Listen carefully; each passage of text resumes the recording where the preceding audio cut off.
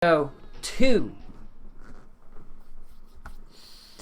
Bust the Beach for reals this time, and Defer will be coming in with Springman on the left hand side of your screen. On the right we'll have Kid Cobra for Nihilus, Rooster Thunderbird versus the hottest of slaps and the Popper. So Nihilus going for a wonderful juggle combination, gets the first pick onto Defer and forces them into the hot pocket, not where you want to be, and the slap. Well, at least Springman can breathe a sigh of relief that it wasn't charged, otherwise they would have been on the floor almost immediately. A double commit from Defer, but it does land, so it does keep Nihilus at bay, and now the tables have turned, but Cobra is a slippery character, can immediately zoom on out of there if you give them the chance to do so. So both back onto the main platform.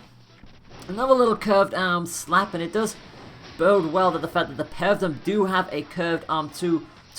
Crucially, Nihilus has the quicker arm, but it is also the lighter arm as well. And Defer is going to quickly hop into the corner and come in with the counter punch and just rob Nihilus of their rush attempt. Defer doesn't have health advantage, but they do have the rush, although having said that, they are into critical. Springman won't mind too much though being in critical. They do have that buffed up state that they do enter once they hit critical. The only other character who does that is Brass, of course.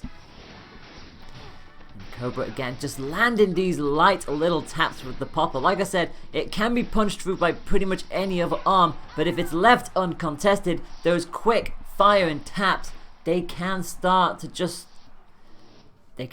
to overpower you in the end, and Nihilus does get the last little hit in as well to take the initial point away from Defer, who immediately comes out with that rush and switches into the tri-bolt and utilizing them nicely there in that rush. Gets some decent damage in and starts off relatively strong, although having said that, Nihilus does have a rush of their own already as well.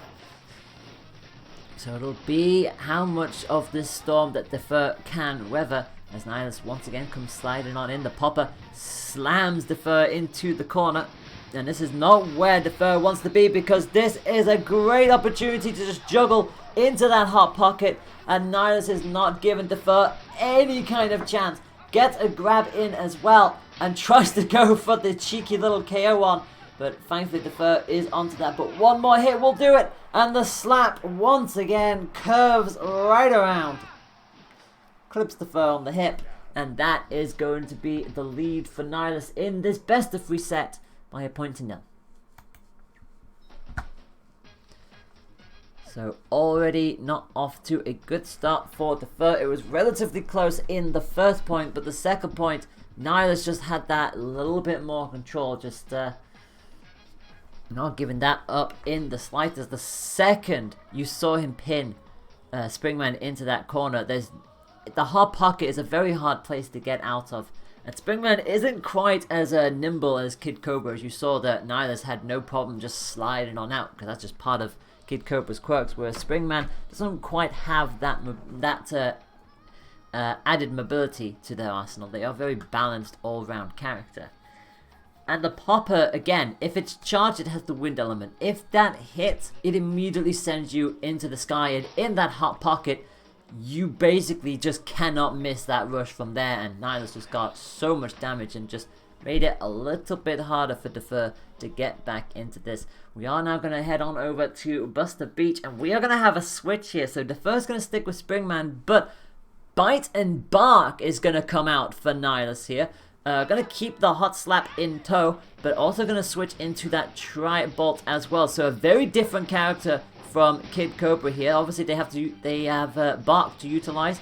They can fire out a random punch every now and then, and can also give Bite that massive jump that they can have, a lot more height advantage to come in with some interesting more arms plays, but it can be knocked down. It is a target on the screen for Defer to hit, and they do have the Thunderbird equipped, and they did get a shock early on there, which pretty much mostly always leads into a grab combination, and quickly pings Bite back down.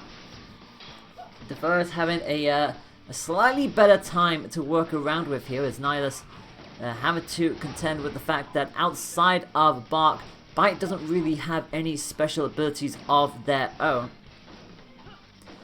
So Springman just making use of this for the time being, both with rush available to go. Nihilus already passed the halfway mark, And really trying to have to come back into this. The tri-bolt does land, and unfortunately Nihilus was just a little too far away to get that grab combination. Defer blocking it off and going in for the rush. Just needs one more hit now in order to get the KO and put themselves right back into contention in this set. And there it is.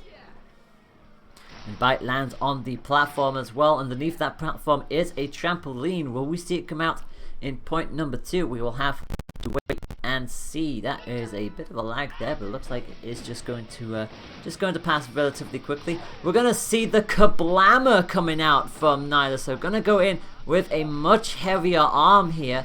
And we'll see if that one ends up paying out for them. Well, so far the tri-bolts do get the clip, and the hammer does come in for the extra added touch. So we'll have a look-see to see what happens there. Meanwhile, Defer does stick with the tri-bar, and they're coming in with that roaster as well. It's an unguided arm, so you'll have to manually control it, but it does do some tasty damage if it does connect. So it's high risk, high reward, not as much as the missiles, but we'll get into that later if somebody brings them to the table. Rush is going to come out from Defer, and nothing going to be for that. Nihilus tried to come in with the counter rush, but couldn't quite hit it. Oh, you thought for a moment they might have been able to catch them off guard, but not to be on this occasion. However, the bolts are coming in crucial here for Bite and Bark, and it is working out a lot better for them here. Defer already down into critical and entering their buffed up state. And look at the pressure that Nihilus is putting Defer into, not allowing them to really get out of that one spot there, just consistently bouncing on Bark, and they just had no way of really properly shutting them down. Arm Weak on the left hand side, and a Kablammer gets the little explosion. It catches Defer off guard, and also the bolts coming in crucially to nab that KO away.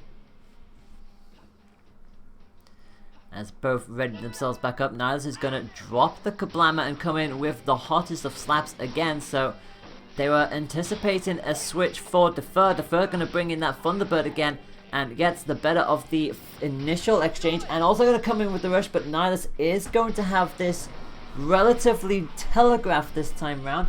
Just get kind of caught by towards the tail end of it, but already Defer off to a pretty decent start, it must be said. Already down, I say no, not yeah. Defer having a much better time. Nihilus already down into the halfway mark.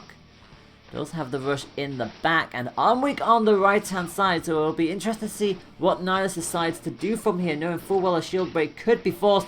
Oh, they could just go for the stun grab combination and start whistling Defer's health down towards the lower end. Oh, the grab just about missing. I think Defer managed to just about get control to just shimmy out to the side to avoid that grab. Crucially done there, and the roaster comes in clutch as well. Both are in KO range of their respective rushes, and another bolt hit from Nihilus might steal this up for 2-0. Defer has to be able to land something here to be able to take us to match 3 on the first time of asking. The Thunderbird just isn't quite connecting, and Bark is... Oh, that's it! That was exactly what Defer was looking for. The Thunderbird does hit, and there's nothing that Nihilus can do at that point in time. It's a shock right into a free rush, and there was no way Defer was throwing that one away. 2-1 in that match. It's 1 apiece in our first best of 3 set of the day. I can tell you whilst we await for the next match, Alimento took on Yoshi Bowser and beat them 2-0. Yam is currently going up against Blobman. Up in round 2, Coslian and Alistair are primed and ready to fight. And we know Grimwood will now face off against Alimento. The winner of this match between Nihilus and Defer will go up against Iceman in the next round. And the winner of Yam and Blob will go up against Rep. So plenty to look forward to here. And it looks like everybody else is enjoying themselves in the chat as well. I can see Stone Ant, Replicant, and Iceman all just chilling, which is nice to see. It's good to have you all here. The Nihilus Bark deflects were sweet. They certainly were. They certainly knew exactly what they were doing. And also, like, the pressure that they were coming in with Bite and Bark. Like, using Bark as that extra tool to obviously have that height advantage. And they had, at one point, just Defer just stuck in that one spot. Because it's just like... They were so close to them that Defer just couldn't seem to get anything broken out. They couldn't get the hit in to leverage any kind of advantage. So... It was an odd exchange. Of that there was no doubt. Nihilus is going to switch on back to Kid Cobra. Defer, going to stick with the Springman naturally, and we're going to see the Hydra coming in here. So Hydra, we're going to switch out the horizontal bolts for some vertical bolts, and also the fire elements as well. So double hotness for Defer. To be fair, the only arm in this match here that isn't a hot arm is going to be the Popper with its windy knockback and its quick firing thinking, but the Hydra and the Roaster will both punch through it. So as long as Defer can just keep that Popper at bay, they should be relatively okay. Although having said that, Temple Grounds is one of those stages where a curved arm like the Hot Slapamander will be advantageous. So Defer will probably want to see those pillars get tidied up sooner rather than later. Although having said that, they won't mind too much. Nihilus is already down into the halfway mark. Rush is going to come out and actually gets the little pick there as well. 275 was a good little side jump.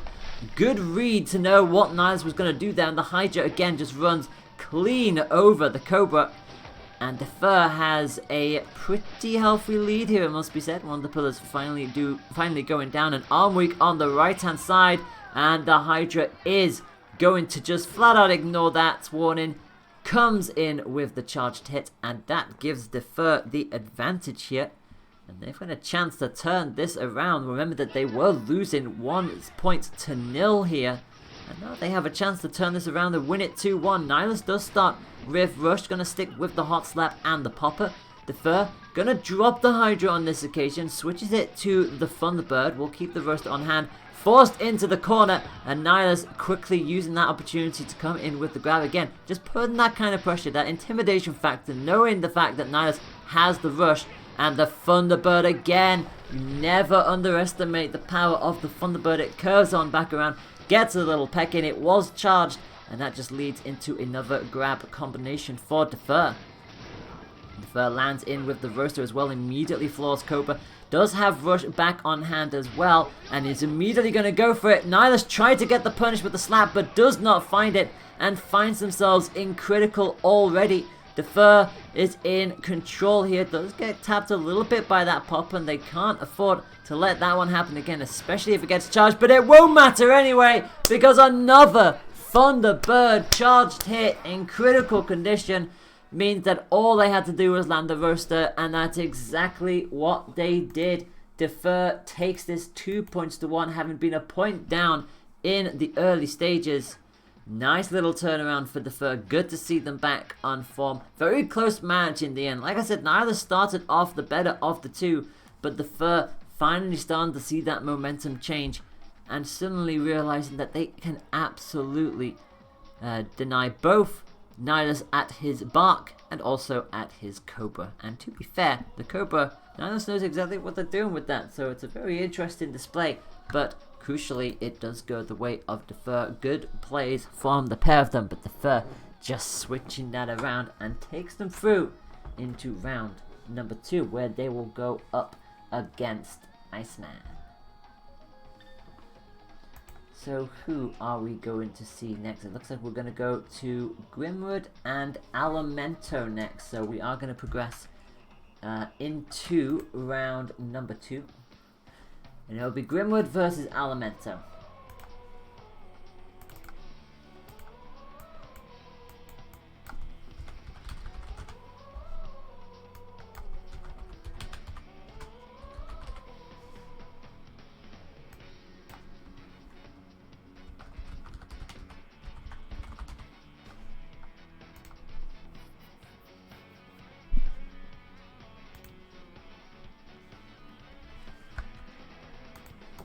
Okay, so my friends, I hope you're all sitting comfortably. We are preparing for round 2, also known as the quarterfinal, since we're at the stage where winning at this point will take us into the semis. Hopefully we'll see what happens there. For the Crackers. Yeah, I was gonna say the Popper generally gets picked over the Cracker just because of that windy, that wonderful windy knockback.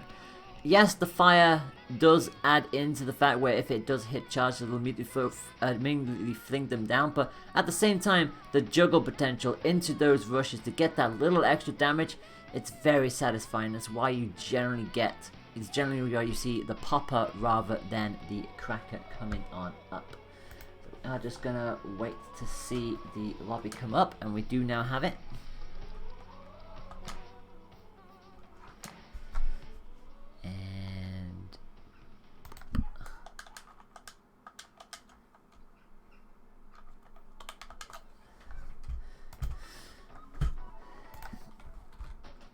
And there we go.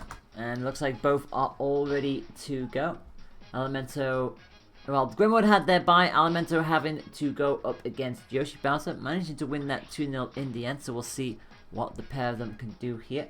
And it looks like we are going to spar and ring on the first time of asking. For reals this time around though. And not an incorrect stage pick this time around. It is going to be spar and ring. Elemento with Min Min coming in with the Sparky and the Roaster. And it's the Sparky that's going to be on the Dragon Arm. Meanwhile, Grimwood coming in with Brass, as we generally expect. Going to be double Roasters here, so it is going to be a straight-up punching match.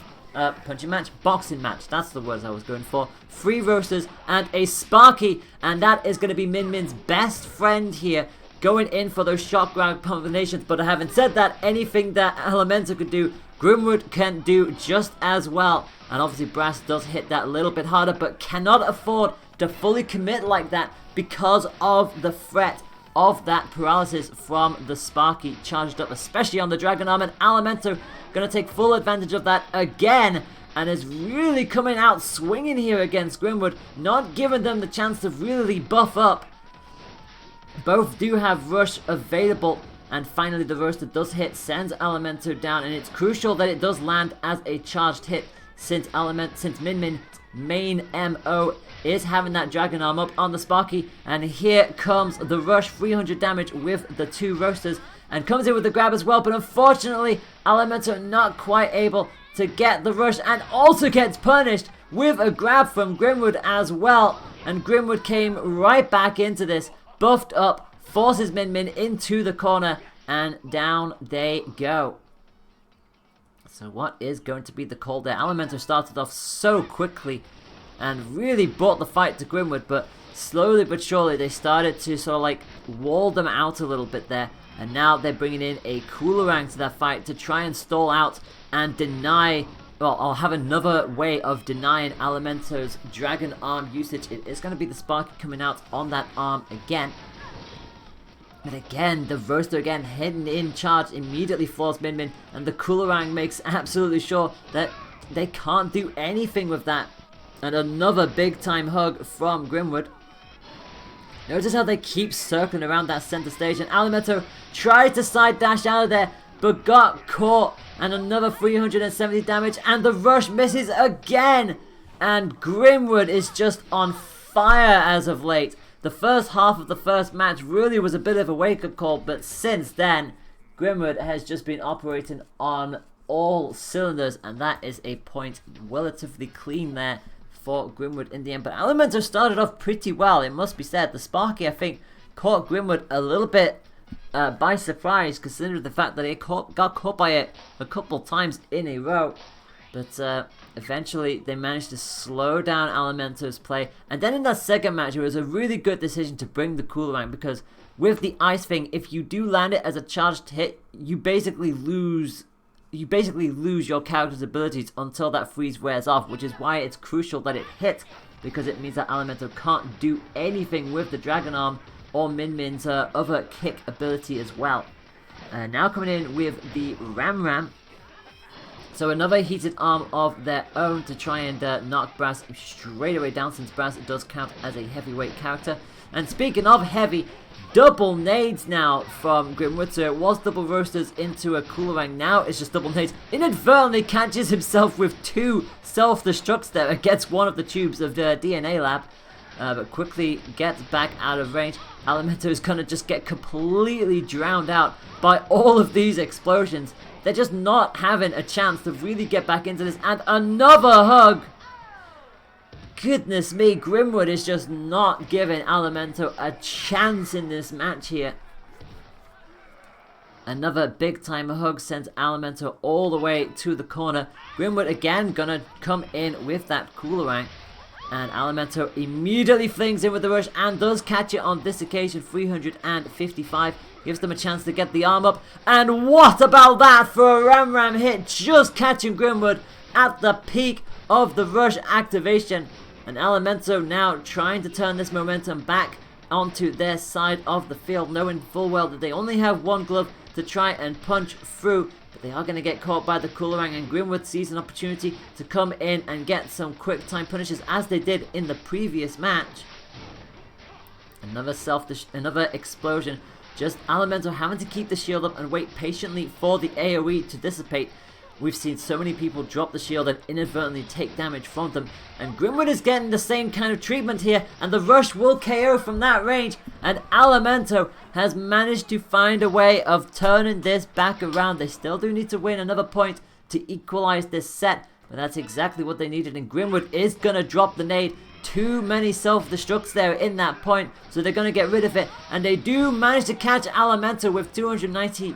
They did think that Alimento was going to get away with that, but just about reordered and constructed the rest of the rush nicely, and also gets another big time hug. And already Alimento is on the cusp of critical. Finally does get a Ram hit and resets up so they can at least get the Sparky arm up to charge. But look at the amount of damage that Grimwood has already put forward, and the Coolerang managing to hit to rob Alimento of the Dragon Arm. They've got to charge back up now, but they have to play this very carefully here. They're already into critical. Gets the Sparky hit. Really good timing there, and sends Grimwood back. Now, crucially, Alimento gets another one. They're in KO range, and they have rush. Only the one tube left, and Grimwood's not going to get the shield up. I thought Grimwood would have had enough time to shield, but they didn't. The shield didn't come up at all. Alimento takes the point, and we, for the second time of asking, goes in to match number 3. Well, how about that? I thought Grimwood was about to coast to another one, but holy damn, Alimento turned that right on its head. And this could be the chance for a bit of a shock here, because Alimento hasn't made it into top 3 in the Challenge Cups. Beating Grimwood right here and now would give them a great opportunity to do so. But they've got to get through via Dulce first, as Brass comes in with the Shakram, and the Roaster immediately bulks up.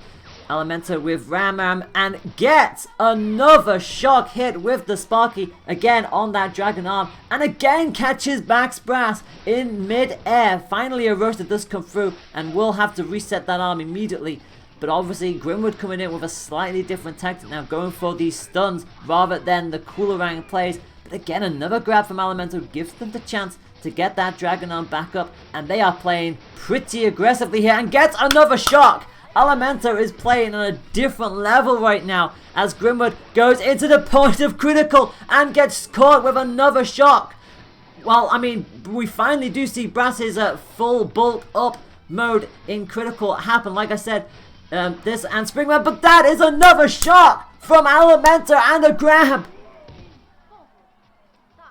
Where in the world is this coming from, Alimento? This is some amazing plays from Min right here and now. Grimwood going to commit to what we started this set off with, which was double Roasters. Alimento sticks with the Sparky and sticks with the Ram. Grimwood knows full well they cannot afford to let Alimento get as close as that. They were so aggressive in all of that match, and Grimwood couldn't do anything about it. Gets caught with the shot, but crucially got a hit up on Alimento at the same time. So it's essentially a nice trade, and it's in the favor of Grimwood. Both with rush available here. Ram does get the hit, does slide in for the 1-2 combo, and unfortunately Alimento committed just as Grimwood decided to press the rush button, and it gives them a massive advantage going in here. Another Sparky does manage to punch on through, but the damage here has already been done. Grimwood has a massive health lead, and both of them just taking their time to bulk back up, and another Sparky hit. It's not quite over yet, as Alimento gets another hit with the Sparky. Does have rush available as well, but you feel like they will not use it unless they can get Grimwood down towards the KO range. Grimwood dancing into the corner. They're not going to be too far away from getting their rush back up here as well, as Grimwood just being patient here. But maybe they're being too patient, because another grab is going to come out, and Grimwood is on the cusp of critical here. Alimento could really do an amazing comeback here, but is going to get caught by the roaster. That is not going to help them. They're going to commit to the roaster. I'll hit this. Is this going to be a KO? It is a KO! Alimento has just shocked. Well, certainly shocked me. Of that there is no doubt. Grimwood goes down into underground bracket. Alimento comes back from a set down. Oh my word. To win 2-1 against Brass. Wow. Mento, where did that come from? 2 best of 3 matches in a row. We've had a match 3 and a comeback turnaround. Wow. First to 4 went a point down to win it 2-1. Then it's Alimento to do it. And Alimento is in. Winners semi-final. And there they will take on either Replicant or Yam. Could this be the day that Alimento makes history? Let's not hype it up too much. Let's not hype it up too much right now, because anything can still happen. But wow. If there is any time to make history and book your first top 3 place in a Challenge Cup, today is the day. Meanwhile, we are going to wait on the other 3 matches currently going on, which are Iceman versus Defer, Coslina versus Alistair, and Replicant versus Yam. Whatever happens, we're going to have 2 very spicy semi-finals coming up very, very shortly. Looks like everybody else is still doing their matches and no results have came through just yet. So whilst we wait for that to play out, we are just going to have a quick little water break. And when we come back, we will have winners semi-finals lined up and ready to go. Do not go anywhere, my friends. We will be right back.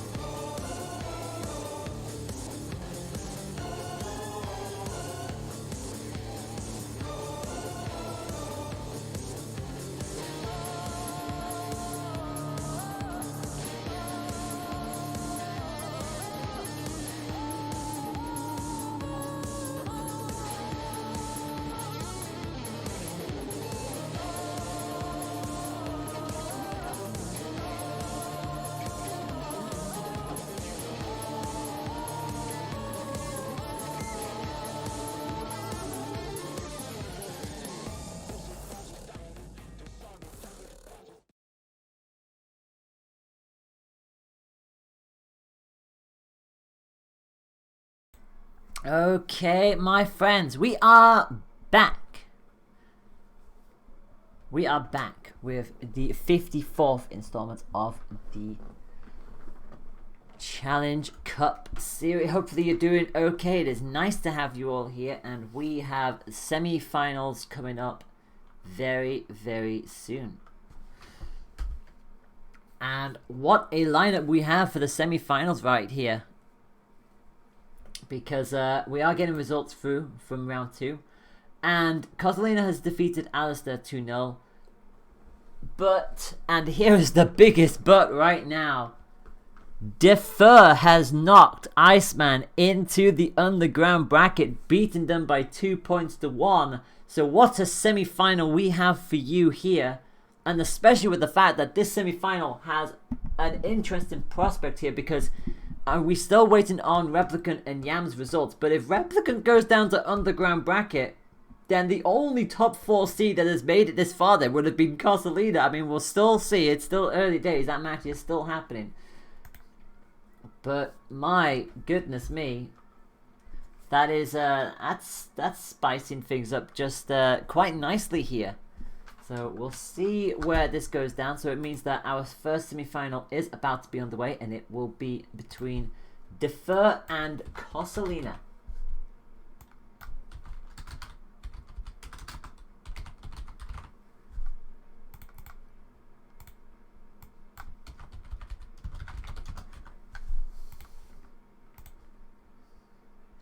We are just waiting on the code. And there we go. Looks like it is going to be up and ready.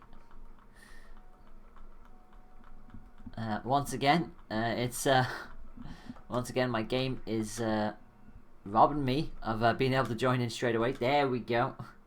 Always be like that sometimes, where it's just like you go into the friends list and you're waiting for the lobby to ping up, and the game goes, "Oh, I'm sorry, you're gonna have to reset that if you want to come in."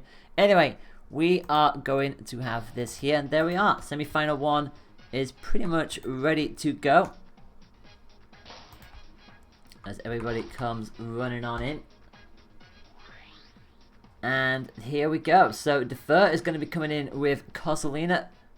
No, that is absolutely wrong. Defer is going to be coming in with Coil C on the mine. It's what it be like sometimes. And Kozolina on the side of things will come in with Lollipop. And we're going to go straight in to Mausoleum. So this ought to be a very excited play. And already the cool comes in, and also coming in with that with the grab as well. So Lola going to be coming in with the Triblast and the Ice Dragon, trying to keep Coil from being an aerial menace. We do remember that Coil has utilization of 3 arms. Obviously it's randomized on each side, so it'll either be 2 Triblasts or 2 Roasters. 2 Roasters are bad enough, but 6 horizontal bolts coming your way, especially when you are a Lollipop, who does also like to be in the air from time to time with her wonderful bouncy shenanigans. It could be quite annoying. Weak on the right hand side for Coil already, and the blast comes on through and takes them out of it as well. And Defer is not having a great time against this Lola so far, on the cusp of critical, and Kozolina hasn't even popped rush yet. Triblast isn't going to make its way through on this occasion, and it's always interesting to see the Dragon come out and just try to play this ranged game, but also Kozolina not afraid to fully commit out with both arms as well, and also brave to go for those kind of grab attempts as well. Catches Coil down, and they do get the chance to come back in with that with their little invisibility. Gives them a chance to go to either side and keep Kozolina guessing, but so far with 15 seconds left on the clock, it looks like Koz's got this under control, and it is going to be another bolt hit that takes it away from them.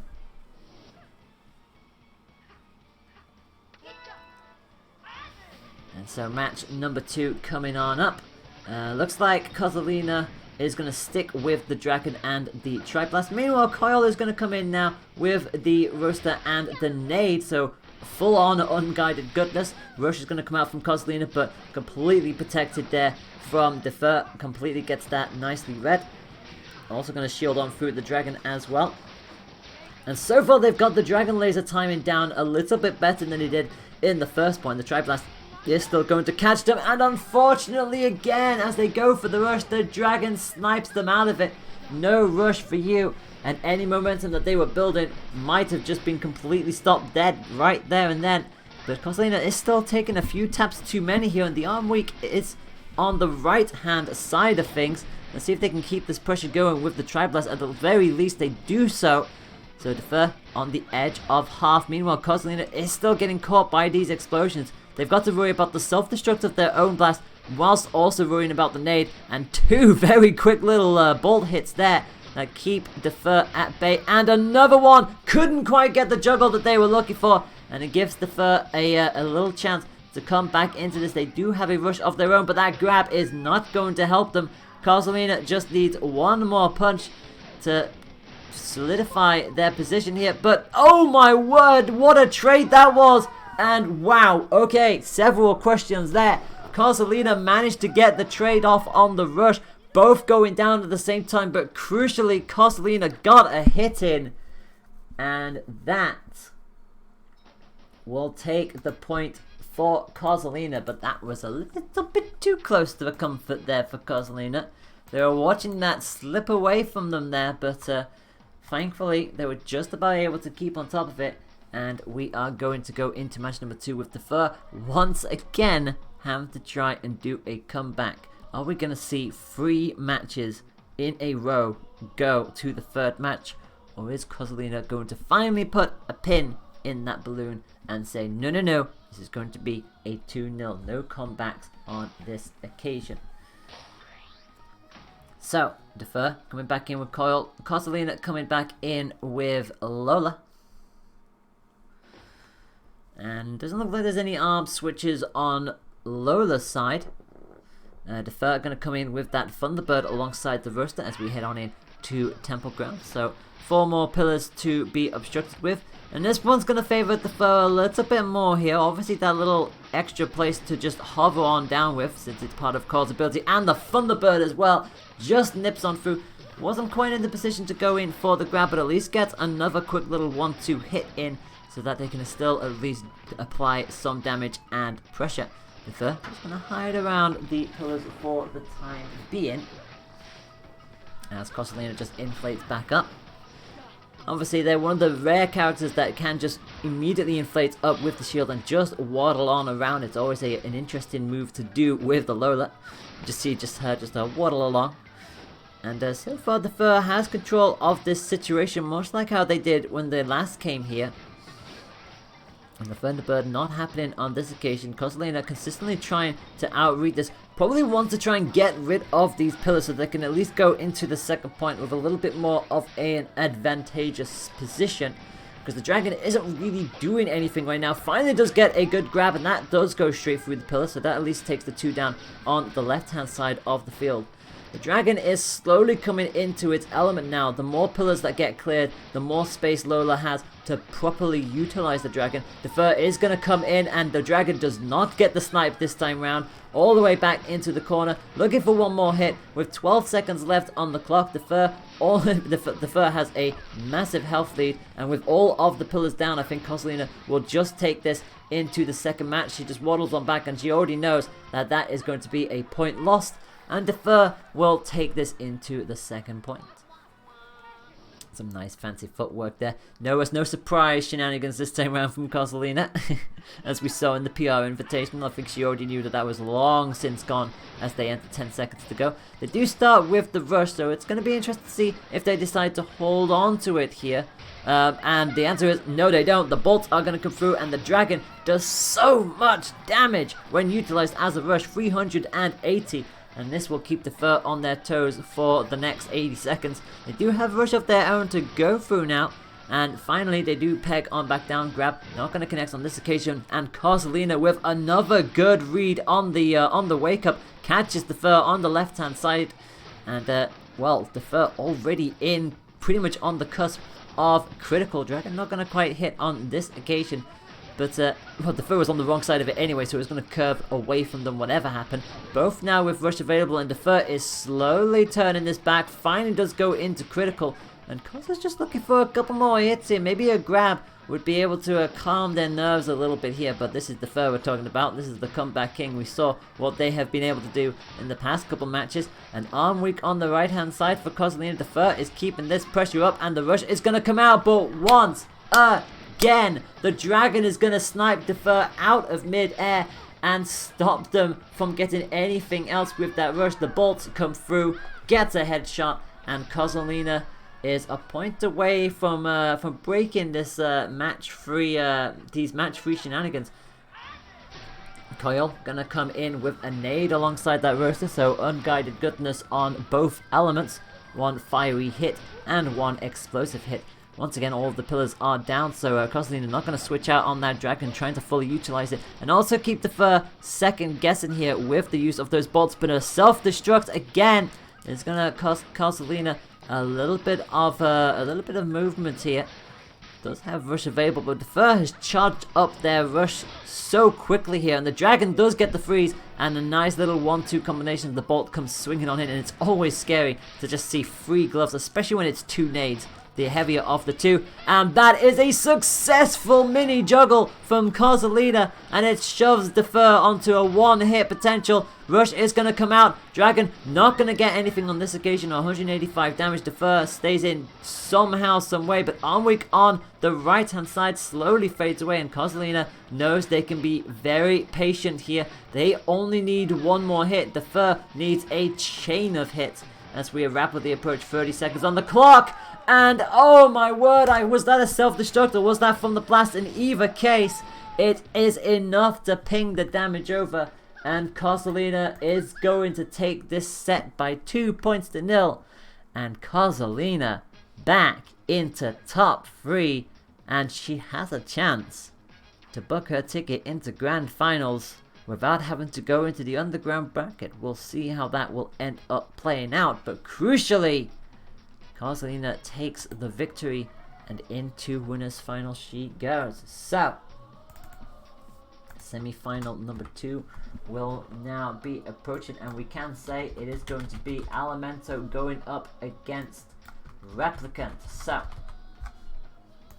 Replicant was able to best Yam. That was another 2-1 match. That might be the first time I have ever seen the quarterfinals all go 2-1. There were no 2-0s in round 2. That might be a first. That might be a first time I've seen that. We've had a 2-0 in winners semi-final number 1. Will we see a 2-0 happen in winners semi-final number 2? Or are we going to see another 2-1 come back into fruition? We will soon find out. But again, Replicant having to go 2-1 against Yam, so it really is the case of everybody is bringing their A game today. Everybody wants to make that upset and that surprise, and it's good. It's good that it's like that. So we are just jumping in now, and there we go. So basically, it's up to Alimento to really throw the curveball in here. The previous match was seeded number 9, which is Defer, going up against seeded number 4, which is Kozolina. In this match, it's seed number 3, Replicant, going up against seed number 7, Alimento. So basically, Replicant winning this means that the top 4 will be represented in the top 3, which will be, you know, up to seeding standards. But if Alimento knocks Replicant out here into the underground bracket, that will absolutely change everything. And it would also mean that Alimento, for the first time ever, would be in the top 3 for the Challenge Cup. So, really, it depends on who you want to cheer on here. So, see how this will all play out as both sides will ready themselves up. We know Alimento will likely be coming in with the Min. That Sparky has been pretty on point today, it must be said, and well, we saw what it could do against Grimwood, and I think we were all quite surprised to see Grimwood going down there. It was a very close match from start to finish, and especially when you went into the first match, when the first match really wasn't as well, it was close because Alimento came out with a brilliant start and then Grimwood just immediately shut it down. But the longer the set went on, it seemed like the wiser Alimento became, and especially that third match, it was a nail biter for sure, but Alimento sealing that comeback was a sight and a half. So we'll see if they can take that momentum. I think we joked about it earlier. Alimento more like Alo Momentum. I posted that joke in, and so I've been holding on to that one. So let's see if they can keep up that kind of a swing, as Replicant is going to come in with the Lola. So DNA Labs is where we're going to go for our first match of the second semi-final. Alimento on your left. They're committing to double Sparky. That's brave. I mean, sure, if you want to do that, that is a tactic. Nope, they are going to bring in a Chakram, so it's going to be a shock and a stun. Obviously, the Sparky will be on the Dragon Arm, as it was in the previous set. Meanwhile, Replicant is coming in with the Tribolt and the Parabola. So we're going to see the wonderful electrifying Parasol coming out as well. So it's going to be an interesting one to fight up against. Both of these characters are very agile, but Replicant is going to get a slightly longer shock with that Parabola, and does manage to get the wake up and the grab. That's how much time they had, and look at how quickly they are flinging Alimento down, not giving them a chance to get any kind of semblance in this. Gets the stun, couldn't quite get the finishing touch, but Alimento is already one punch away from going down as they hide behind one of the 6 tubes of DNA Lab, and the bolts come through from Replica. This is... holy damn, this is... that was quick, and, well, there was no stopping Replicant in that whatsoever. Chakram does finally find its target on this occasion, as the Sparky does ping up onto the Dragon Arm, but that was smooth from Replicant, and also gets the read on the rush as well. Waddles right on forward, and is now going to catch Alimento in the air for the rush as well. And it's just mistakes like those that Replicant is just looking to pick apart. The second Alimento commits to the air, Replicant knows that they've got a very high chance of landing that rush. Another quick 1-2 combo, poking on through. Alimento had fully committed, went for the grab as well, gets caught with the explosion from the nade. And Replicant is just being in Alimento's face and not giving them a chance to really utilize anything, let alone get the Dragon Arm up to charge and keep it that way.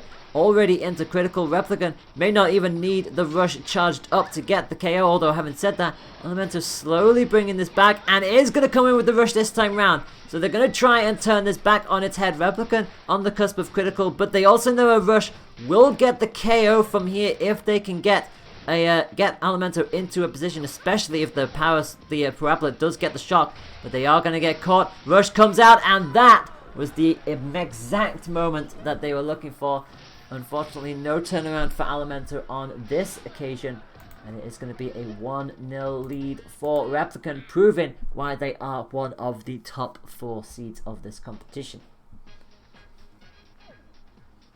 But yeah, I could see where Alimento was going for. Thought they were going to get the wake-up grab, but unfortunately, the rush came out. The second rep jumped up, and there was nothing Alimento was going to be able to do to get away with that. I thought they were close enough to the tube to at least be able to at least block it a little bit, but unfortunately not. They had committed just a little too much. And so Alimento is going to have to do a comeback and a huff, which, to be fair, we saw them do against Grimwood, and I think we all thought going into match number 2 at this point that Grimwood would probably dominate, and they kind of did, but Alimento was slowly able to claw it on back. We'll see if they can do the same against Replicant here, but that Parabola is just, it's scary. It is scary in the right hands, and Alimento going to commit to the Chakram and the Sparky once again. Not going to double back for the, oh wow, look at that for a start! Alimento committing to not doubling back, knowing full well that Replicant was probably going to charge on forward with attacks, and actually caught them by surprise and gets another shock hit. And Buster Beach so far is going the way of Alimento, as Replicant has to start slowing this down a little bit. I feel like they're trying to play a bit too aggressively, and Alimento is banking on that a little bit, because so far It has been successful hit after successful hit, and another good hit with the Sparky, and Replicant is already into critical. And we did say that Elemental was able to turn this around against Grimwood earlier. It looks like they're about to do so with a perfect. If they can land this, it would be an absolute turnaround. If that is the case, Grimwood knows full well, finally does get the hit with the Tribolt, and finally walls Elemento into the hot pocket. My word, that would have been amazing had Elemento snapped back with a perfect. They do get the KO with a lot of health to play with there. I think that might have caught Replicant off guard a little bit there. Elemento significantly more comfortable on Buster Beach. The nade explosion does catch Min Min out a little bit, but doesn't get her knocked down. The rush is going to come out. The power of the Parabola at least didn't hit, but crucially Replicant got the shield up and walled off the rest of the damage. So Elemental was going to have to do this the hard way. And Replicant does have rush available, so they can now try and play the mind games tactics to sort of like waddle on through it forward. Maybe try and go for fake grabs, trying to bait out an attack from Elemento, and that's exactly what they are going to do. 380 damage. The chaining up of the Parabola and the nade, it's just so much damage that gets dished out, and Replicant off to a good start here to come back and hopefully try to win this 2-0 and not have this go to match number 3. Elemento does have rush available here, and Replicant just can't seem to get this hit that will tip Elemento into critical, although there it is now. They finally do so.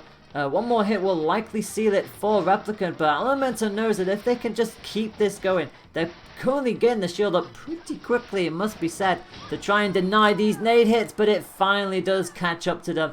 It's again that explosion. You can block the initial glove, but if the explosion goes on and you drop your shield, it will still deal the damage, and that's what you have to be very careful of here. Both will start with rush, and a stun hit from the Chakram was really cool from Elemento and will successfully shield the rush from Replicant on this occasion, and they're going to commit, but Replicant also gets away with it as well. So neither player getting any purchase on their rush. So both of these players will have to do it the hard way. Another Sparky does hit, thankfully not charged for Replicant. So it does mean that they can just keep on swinging here. And the nade is starting to finally get punched out. And the Parabola Elemento is starting to not get as scared about it. And the Sparky comes through on the Dragon Arm as well as Replicant hops into the hot pocket. Arm weak on the right hand side. But again, they're being walled off. And Elemento is using that advantage to just completely shut Replicant down at every part of Askin. And that is another shock into a grab. Elemento is looking for one more hit from anything will do. The grab is going to get cancelled out by the rush. 200 all the way up to 345 as Elemento dips past the halfway mark. They are just looking for one more hit. An opportunity to go in for the rush and just stop Replicant out. Here comes the rush, but they're going to get caught by the nade. Elemento, seriously, come on. You could do this. Just one more hit within 23 seconds is all they're looking for. The Ram Ram is not going to hit it, but the Sparky most certainly is. And Elemento holds on for dear life. And that is one apiece. Elemento is determined to make history here in the Challenge Cup. It would be quite an amazing feat to do it. But goodness me, they're certainly doing it the hard way. I honestly thought for a moment there the Replicant was just going to wall that off and take us to a 2-0. But Elemento managing to calm themselves down and finally find a way through with the Sparky. I thought it was going to be the Chakram that would get in the curved hit, but it wasn't. It was the Sparky. Just a straight up punch will do. And Replicant is going to take us to Mausoleum. Can Elemento make history and get into the top 3 on the Challenge Cup for the first time ever? For the first time in 54 times of basketball. We'll soon find out. We will soon find out as we head on into Mausoleum. Min Min versus Lollipop. We're going to see a Lockjaw and a Burchuck coming out here for Replicant. We'll see if they are going to be able to properly utilize this. They've got the fireball projectile from that Lockjaw, so it's going to be that little bit extra for Elemento to have to dodge. And also the Lockjaw is a little slightly on the heavier side as well, so it's going to deal the damage. But the Chakram does curve round. It still gives Elemento chances to go in for either a 1-2 combo or the grabs. But they have to find a way of slowing Lola down. They cannot afford to let Replicant just continue to throw out the Lockjaw, especially with the kind of credentials that the pair of those arms bring. And 335 damage from the first rush is going to give Replicant the edge in this match. Alimento going to go in for the rush, but once again, Replicant has a generally good track record of predicting when Alimento is going to go for these rushes, and the Lockjaw itself is just walling out Alimento and not giving them a chance to really get any purchase on this. It is a bit more of a closed-in stage as well, so they can't really get the Dragon Arm up for the Sparky. Arm weak on the right-hand side. They finally do get a way of chipping Replicant down onto the floor, but they again, Replicant with so many successful reads here. The nade is unguided after all, and just knew exactly where Alimento was going to slide into. And it is set point here for Replicant as Alimento tries to go back to charge up the arm, but doesn't get any purchase on it whatsoever. Just walled down by the combination of the nade and Lockjaw, and again is going to fall foul to this rush. 340 damage, and now rush coming up immediately from Alimento, but once again Replicant is going to just shut that down and just block the entire rush out. It's just something that Replicant is very good at reading, and Alimento already on the cusp of critical, and it just seems like there's nothing that they can do here. Replicant has just so much, it's just overwhelmed them completely, and we're not going to see the historic charge to top 3. Replicant is going to deny them in the end. After such a close match in Buster Beach, it's a very one-sided affair on Mausoleum, and Replicant will take themselves into winners final. They book themselves into top 3, and Alimento will have to fight it out in the underground bracket. And I love the fact that everybody was cheering for Alimento there in the chat, but unfortunately it's just not to be. Replicant is just too strong and just too much. And as we move on forward, then it's going to be Cosolina going up against Replicant. This is going to be winners final. It'll be our first best of 5 of the day, and the winner will book themselves into the grand finals, making sure that they will finish no lower than second. And for Cosolina, it would be mightily important because Cosa has never won. Do remember that Cosolina has never won the Challenge Cup. Literally the first cup that I couldn't commentate on, she makes it to grand finals, which, you know, not salty about in the slightest. It just be like that. And they lost out to Grimwood on that occasion. So with a lot of the big names already down in the underground brackets, it's all to play for here. It really be like that. And I only just realized that Rifa hasn't entered this tournament, so they must have unfortunately dropped at the last second. So this is that moment. This is the chance to really go for the big prize, and you never know.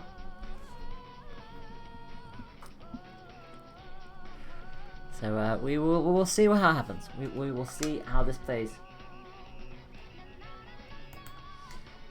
Whilst we are waiting for the bracket to come up, I'm just going to give you a quick update as to what's been going on in the underground bracket. Yam lost to Nihilus 2-0. After going so close with Replicant, they got taken out by Nihilus by 2 points to 0. Alistar took out Yoshi Bowser 2 points to 0. And Blobman taking Iceman the distance, but also losing 2-1 as well. So another close match down there. Into the underground round 2, Grimwood has knocked Nihilus out down in round 2, winning that one by 2 points to 0. They will now take on Defer in underground round 3, which is the underground quarterfinals. Alimento will await the winner of Alistair and Iceman. That match is apparently still going on, so we'll give you updates as to onto that when it happens. Remember that going into this, Iceman is seeded number 1 because Riffle was unfortunately not able to enter. So whatever happens, there will be a new champ, but it's just going to be the question of will it be somebody winning it for the first time, or a well, I say second time, you know what I mean. It could be more than a second time. It be like that sometimes. As we ready ourselves up for the winners final. Like I said, we will keep you updated as to what is going on in the underground bracket as soon as we generally have it, because you know, if Iceman goes out very early on, then that is going to shake up the picture massively. Of that there is no doubt. But first and foremost, we have winners final to deal with, and it is going to be, as some of you may have probably expected, a Lola Ditto. And we're going to see both coming in with a cool arm. We're going to see the Ice Dragon once again coming in for Coslina alongside the Triblast. Meanwhile, Replicant going for a more vertical approach, coming in with the Hydra and the Burchuck. Burchuck does have two different ways of firing. One form on the ground, one form in the air. And obviously Lola does like to be in the air, but not in that kind of way, as another grab comes out from Coslina and quickly pops Replicant right back down. Another cool coming out from Replicant as they both quickly hop into their respective positions. At the very least, Lola's ability to just inflate up with the shield does stay, but it's pretty much the only ability that does. But look at the pressure that Replicant is already putting Coslina into, as another freeze into a grab. It's just those kind of mind games where you just try to wall out, try to anticipate what your opponent is going to do, and each time Replicant has had the better response. As they both dance around the penultimate pillar. And again, walled out into the corner. Coslina not liking this in the slightest. And the Hydra is going to poke right on through. And it's going to give Replicant the initial lead here. Do remember that this is a best of 5, so the set will go on longer than 2 matches. We will see match 3 no matter what happens. But it's just going to be how Coslina comes back from this. They've not been able to utilize the dragon that much so far, and the Hydra is certainly outdoing the Triblast, although finally a rush is going to come on through. 360 damage. Like I said, the dragon really does excel, not just on trying to predict where the opponent is going to go, and obviously doing that trial, as long as it just licks, even when it's charged, it's like just the slightest of tags will freeze you, but as a rush it deals so much damage. You know, it is a massive laser after all. But another rush is going to come out from Replicant. 325 sends Coslina as high up as possible, and already into critical she goes. So it's going to be, well, I say it's going to be hard to come back through, but we know Coslina is able to do so. But the Hydra is going to wall her off yet again, as she blocks in yet another hit and a trade.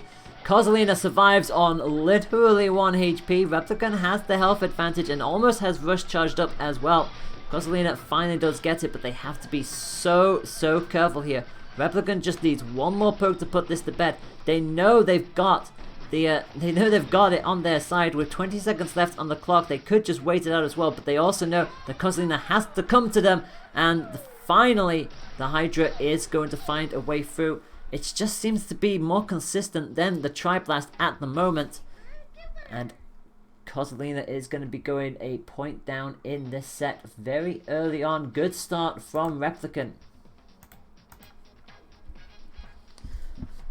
To be fair, it is one of those stages where the dragon can be a little harder to utilize until the pillars do drop down. And there were still 2 pillars that Replicant was able to just dance around and sort of like bait out Coslina in, having to force her to come closer. And unfortunately, the dragon really doesn't do well at close quarter combat. So Coslina trying to find a way through, but just could not make it there at all. And the Hydra, it was just so effective.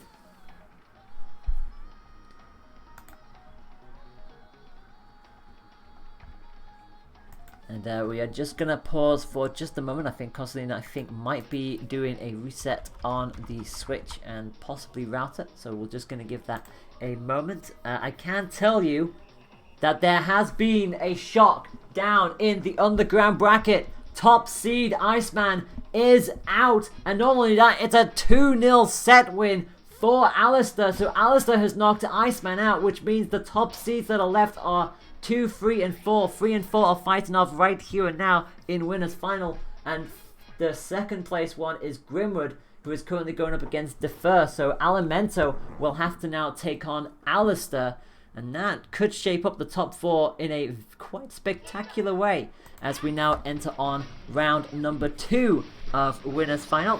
both coming in with Lola once again. We've got a much more brighter coloured Lola pop for Coslina on the right hand side. Still coming in with the Tri-Blast and the Ice Dragon though. And does get the freeze, so hopefully be able to better utilize the dragon on this. No pillars to annoy them on this occasion, and does get the grab on Replicant, quickly sending them into the far left side. Berchuk comes walling on in, and to be fair, between that and the Hydra, Replicant has a very good set and is going to bounce up straight into the rush. Coslina not able to protect it, and 290 damage comes right on through, and Replicant gets the read on Coslina. Knew that they were going to try and come in for a wake-up rush, and just walls it out. Just takes the chip damage and nothing more, as Coslina tries to frantically bounce all over the place. Does finally get the grab and sends Replicant back down. Health relatively even. Replicant only just about on the halfway line, and Coslina not too far away from critical. But you can see the dragon definitely being better utilized here now that it has the freedom to do so. And another grab, punishing Replicant for the overuse of that shield. Just because you have the shield up and you're quite a far bit away does not mean you can keep it up forever. Coslina finally does dip down into critical condition. One more hit is all Rep's looking for, and they are not playing around. They are just going to fling in with the rush. They don't want to take this any closer to 0 and give Coslina the chance to come back at them. They will take the point. Yes, Coslina does almost have rush on hand, and note that they are going to drop the dragon here. I think finally realizing the dragon was still being thwarted by Rep, and now going to come in with a nade and baits out Replicant as well. Misses with the initial part. Replicant thought they could come in with the punish, and Coslina goes, "Thank you very much, you have activated my trap arm." But immediately going to go fall down again to that Hydra, and it just goes to show how consistent the verticality of those bolts are against Loda every single time. Oh, are they on the wrong side? Yes, they are on the wrong side. I do apologize there. Every single time that those Hydras generally come out and Lola goes for the jump, the Hydras are there, ready to meet her, and it's not what she wants at all. Trampoline gets a little bit of a potential. Well, you're not actually seen the trampoline just yet. Rush comes out, Replicant again, just going to wall it out. Chip damage, nothing more. Let's get caught on the tail end of one of those explosions.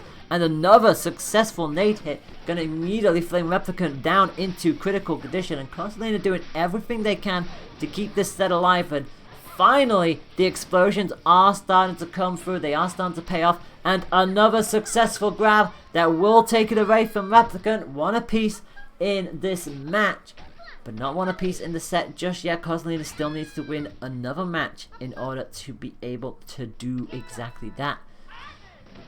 Replicant gonna stick with the Hydra and the Berchuk. Not gonna switch up anything in that kind of shenanigans.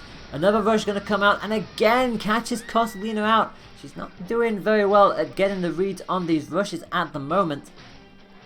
And again, just gonna shield it out. Just let Replicant to come in and commit, and does get the punish as well. A good successful bounce to the left and quickly punishes in with the explosions. Does have rush available as well, but they need to try and actually surprise Replicant here. So far, they've been so consistent in being able to predict when these rushes are coming out. And the Hydra is keeping them at bay and gets the mini explosion juggle. How about that? Really good timing for Coslina. Successful rush. Big time damage. It gives them the slight edge, even though Replicant does now have rush available and could turn this around at any moment, and especially if they choose to play as aggressive as this.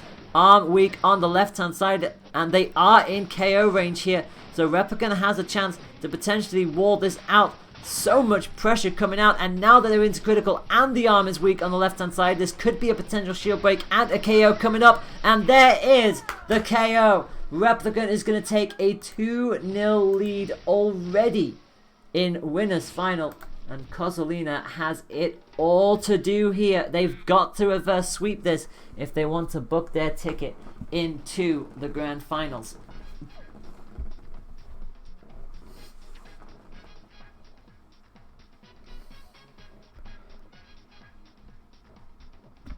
We are gonna see how this plays out. It's interesting that Coslina did bring out the pretty much the no, it's not the Nuka-Cola though. That the Nuka-Cola is the missile. We had a slight variation on that where we had the nade, we had the nade and the Tri-Blast, but not to beat this time round for Coslina. Still got a ways to go. We are going into match number 3 with Replicant just one match away from booking their ticket into Grand Finals with a 3-0 victory. It is all to play for going on here.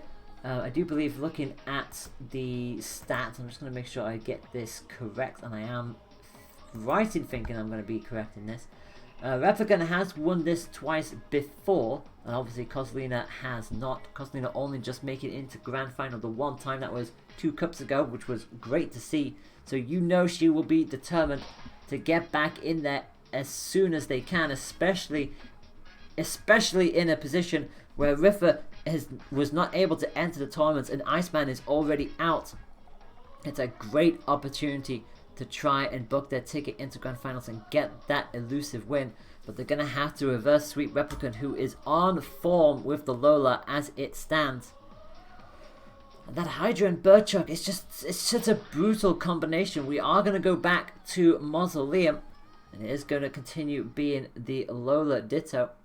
You feel at some point Kozlina might think about bringing out the Twin Tail, but as it stands, they are comfortable using the Lola. Triblast and Nade is going to be the arms that will come in yet again, as Replicant sticks with the Hydra Burchuk. It's been working for them so far, and it's not going to get the hit that they were looking for on this occasion, but give it time. Replicant generally starts off a little bit slow and then starts to pick up on that aggressive nature towards the end of the points, and the Hydra will now start to run on through Kozlina, who is just trying to find a way of pegging in. So far the Hydra has been so much more consistent than the Triblast, but finally the 1-2 explosions do come on through and make that 2 in a row. Tried to go for the wake up grab, but gets another explosion anyway, and Kozlina suddenly has turned this right back on its head. Arm weak on the left hand side, not going to get the break on this occasion, just about able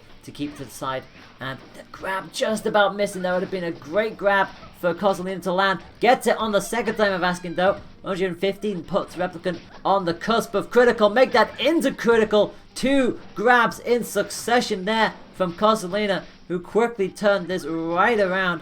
Both do have rush here, but it won't matter anyway. The grab, 3 successful grabs of each asking there for Kozlina, and that will take it straight back into Kozlina's favor. They're starting off the stronger here, and it's exactly what they needed. Both with rush available, so they've got to make sure that they predict when Replicant is going to pop that. Grab is going to come out, and Replicant going, you want to play the grab game? That's fine by me. I will play it back to you as well. Kozlina now gets the successful rush, 330, so now it's going to be key that they don't overcommit here, and never mind that, they get the push. They catch the push strong with the Triblast, stopping Replicant from going any further with that, and gets another hit with the blast. Suddenly, it's finally starting to play into that consistent roll. Replicant already down into the halfway mark, and Kozlina now suddenly has momentum on her side, and slowly but surely is chipping away at Replicant, and another successful grab throws Replicant into critical, and they have rush available, and the trampoline for the first time today does come out, and it will only show up for another 10 seconds, because my word, Kozlina turned that around perfectly.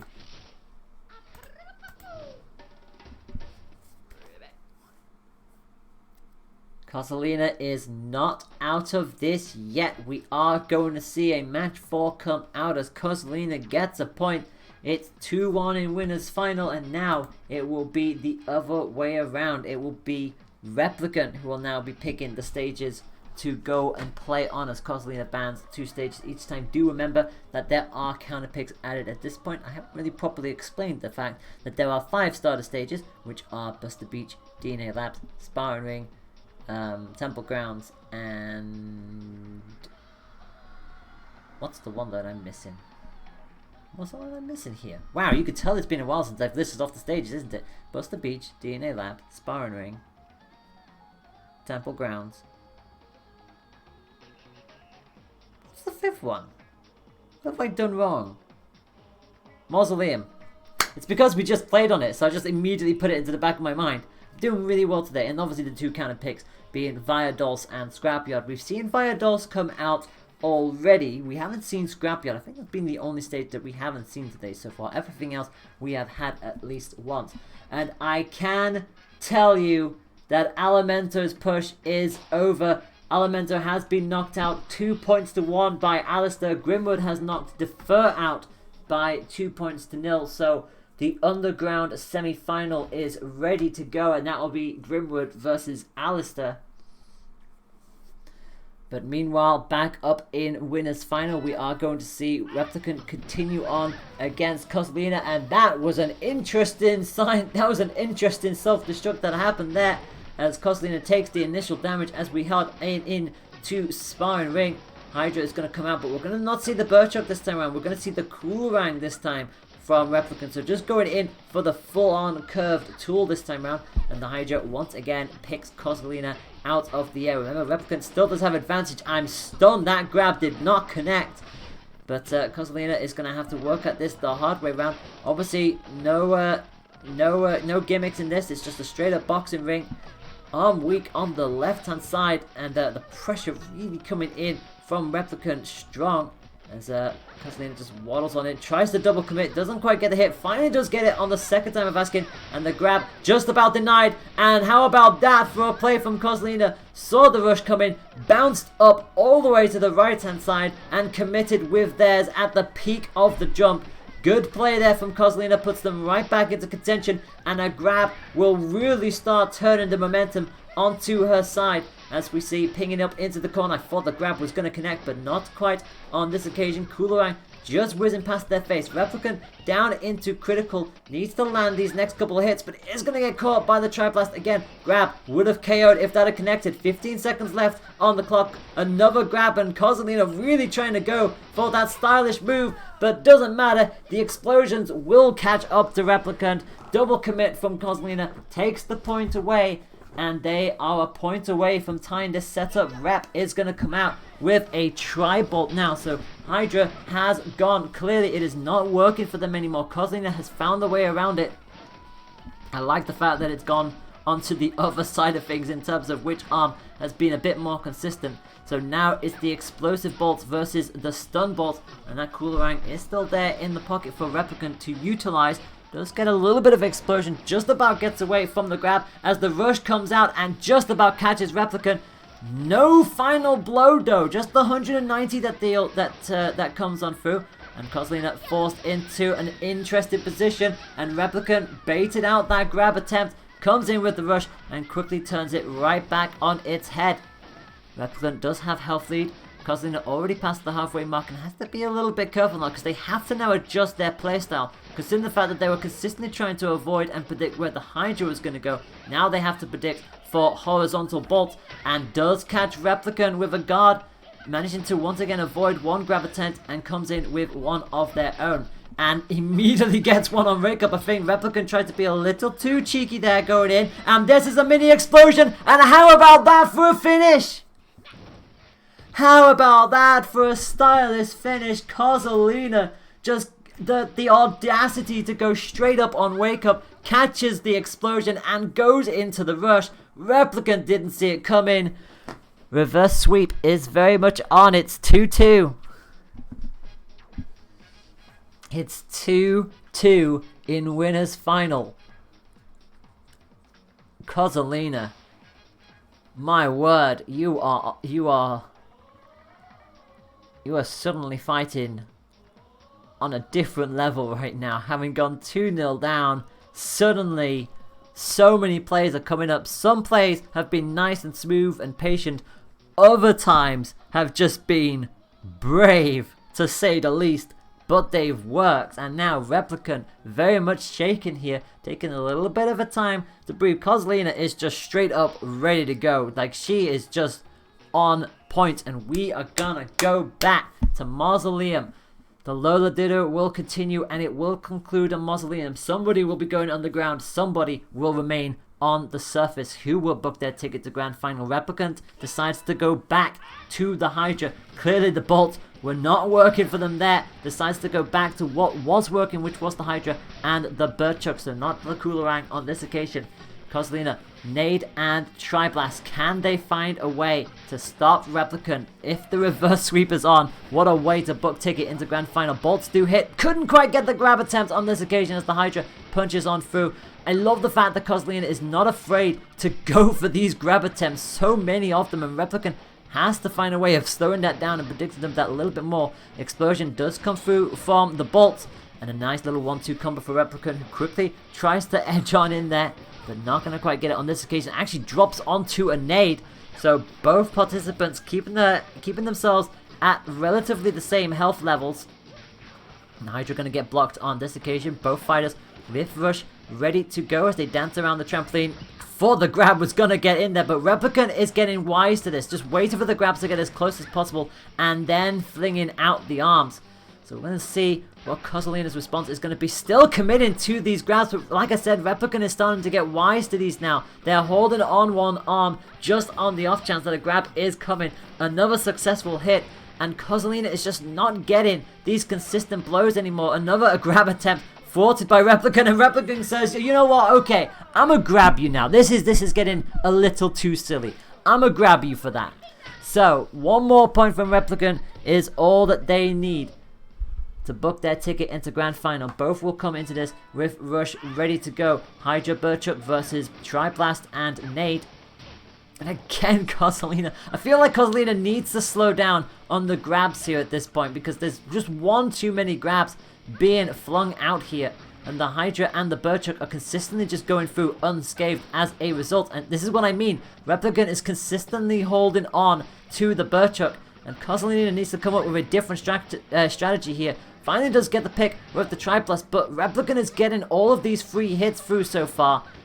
And it feels like Kozlina just can't quite get into a position. Again, another grab attempt thwarted here. It's been a while since Kozlina has got one successfully done. And now they're going to go for the mini explosion rush, and they catch it. Sends Replicant past down the halfway mark. But again, tried to go for the grab on Wake Up. And Replicant just goes, that's a free hit for me, thank you very much. Immediately pushed back down into critical position here, and Kozlina knows full well that they are going to go down here if the rush connects. Nade catches Replicant, sends them into critical. They double committed, and they just about get the shield up. Just about getting away with that. Both participants in critical condition. Who is going to get the better of the exchanges here? The Burchuk and Hydra consistently weighing on in. Grab, not going to hit on this occasion. This time it's coming from Replicant. Blast, not quite falling through either. Hydra does hit. Now, crucially here, Replicant is not going to get anything, or will they get the counter? No, they don't. They just about waited long enough. And 1 HP, one tiny little hit is all that Replicant is needing. Grab, not going to hit. 3 seconds on the clock. Kozlina has to get the grab. Oh my god!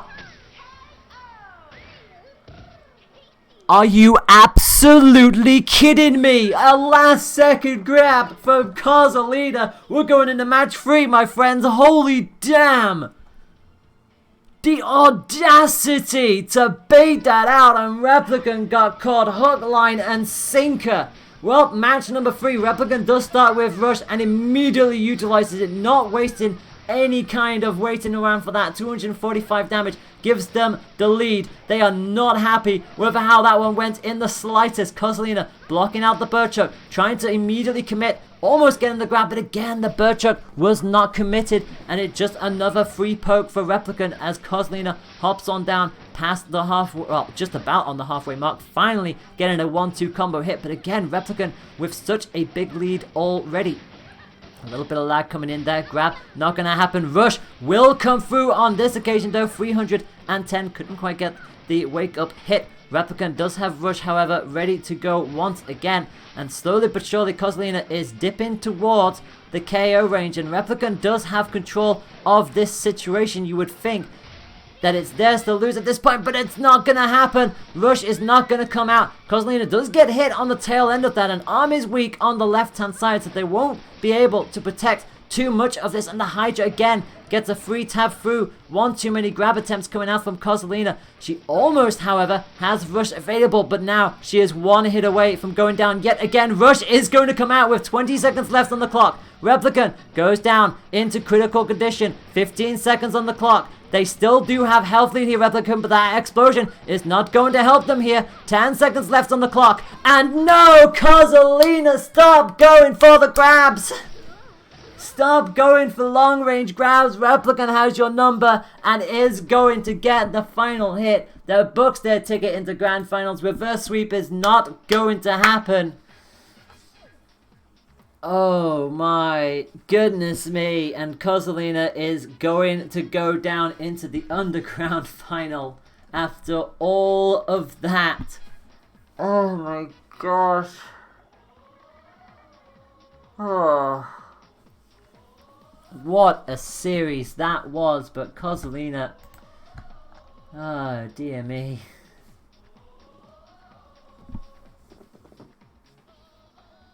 Whew. A good match from both sides of things, but on this occasion it is going to be Replicant who comes out the better out of the two Lola Pops. Credit where credit's due to Kozolina. They were consistently going in there.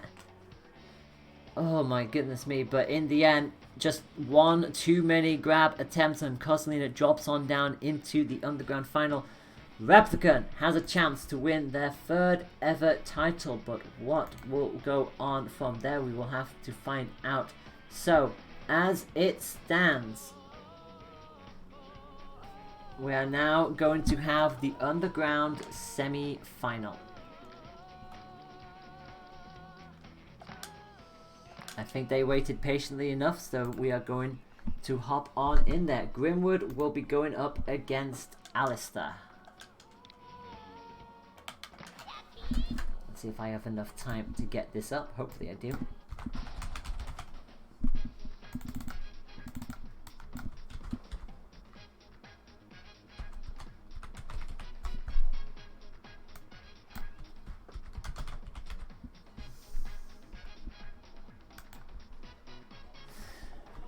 Alright then, so Underground semi-final is coming up. Whoever wins this will be booking their ticket into top 3. Now, this is where it gets very, very spicy. We've had Alistair in the top 3 once before. That was a few cups back. That was number 51. Obviously, Grimwood has been in here plenty of times before. Oh, wait, no, it's not. Wait, what? Is this... What is going on here? Is this actually Alistair or is this Kozolina? I am confused.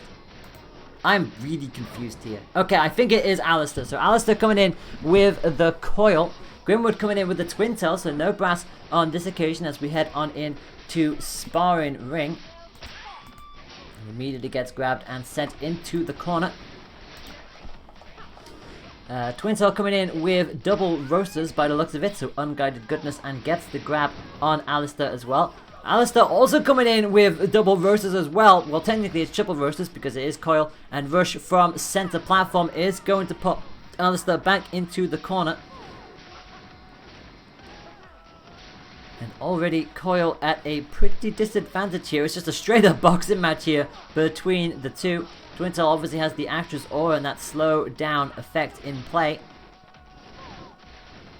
And meanwhile, Coil just trying to keep that air elevation, but there isn't really any gimmicks to this stage. And a roaster to the face is going to just take down Alistair immediately. So Grimwood starting as they mean to go on. What will be Alistair's reply? It is going to be Tri-Blast and Nade is going to be the reply. And immediately comes out with the rush. And both do get the initial hit there. Both getting a trade, but crucially it's Grimwood who gets the better of the exchange. Didn't quite get the final blow that they would have liked, as Alistair was able to just about get the shield up as the double roasters just come swinging on in. So far, the nades just taking it away from Twin tail. Not quite able to get a little bit more purchase here. Actually getting slowed down a little bit here. Coil finally getting into a more control of state. It's going to get the block up and the rush successfully protected. As Grimwood has to start coming in from behind once again. And the rush will come through. 195 damage. It's not as much as Alistair would have probably been hoping for. but it is certainly going to give them exactly the vantage point that they need coming back into this match, having already lost that first point in very quick fashion. On the cusp of going into critical, but then again, so too is Grimwood, so they're going to have to be very careful. The Tri-Blasts are finally starting to get properly utilized here, but the Roaster is going to take them down, baiting out the commitment from Alistair, going into the rush, and that is going to be a quick 1-0 lead for Grimwood. And remember, this is a best of 3 down in the Underground semi-final, so Alistair is going to have to win 2 on the trot if they want to make it any further here. If they want to bag their ticket into top 3 for the second time ever, they will have to find a way of coming back from behind against Grimwood, who is on form at this point in time, coming in from the Underground run. Of that there's no doubt. It's going to be Twintel versus Coil once again. And it's good to see the former champ Riffer coming into the chat as well. Hello there, Riffer. It's good to have you. Hopefully you enjoy the rest of the sets, my friend. As Grimwood commits to the Twintel approach, Coil is immediately going to fling in with the unguided goodness that are the Roasters and the Nade. Grimwood obviously not changing anything from the Roasters either, so still unguided gloves for days, as the Nade is going to finally ping on through for Twintel.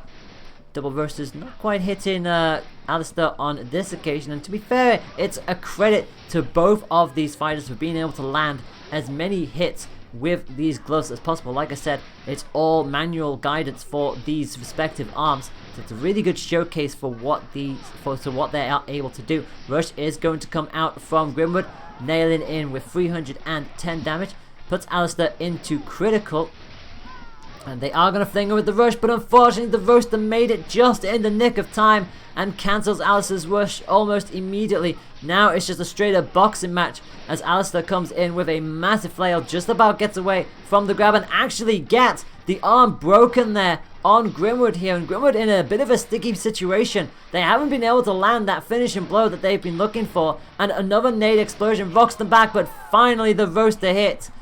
Pressure very much piling down on Grimwood, but they swim on through it, and they just need one more point to book their ticket into the Underground final.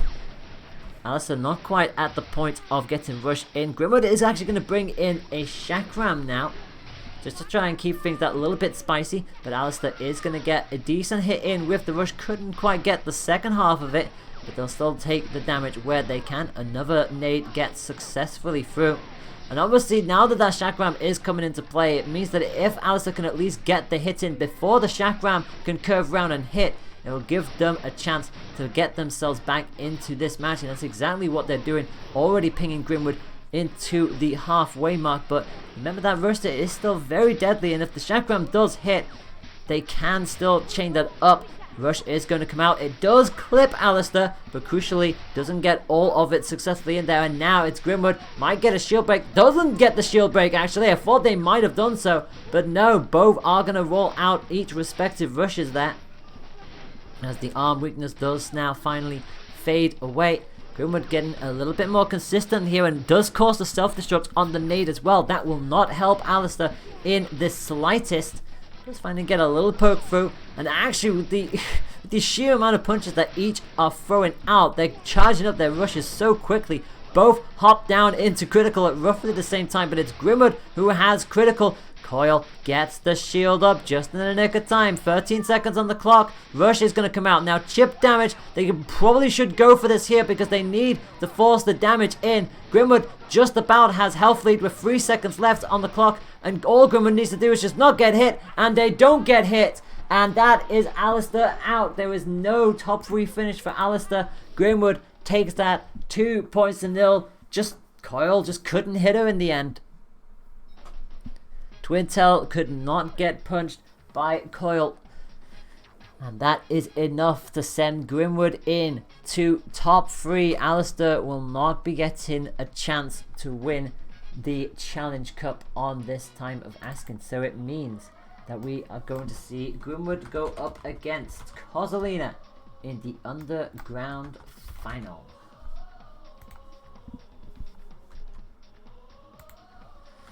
So from here on in, it is best of 5s. And remember that Grimwood is a former winner.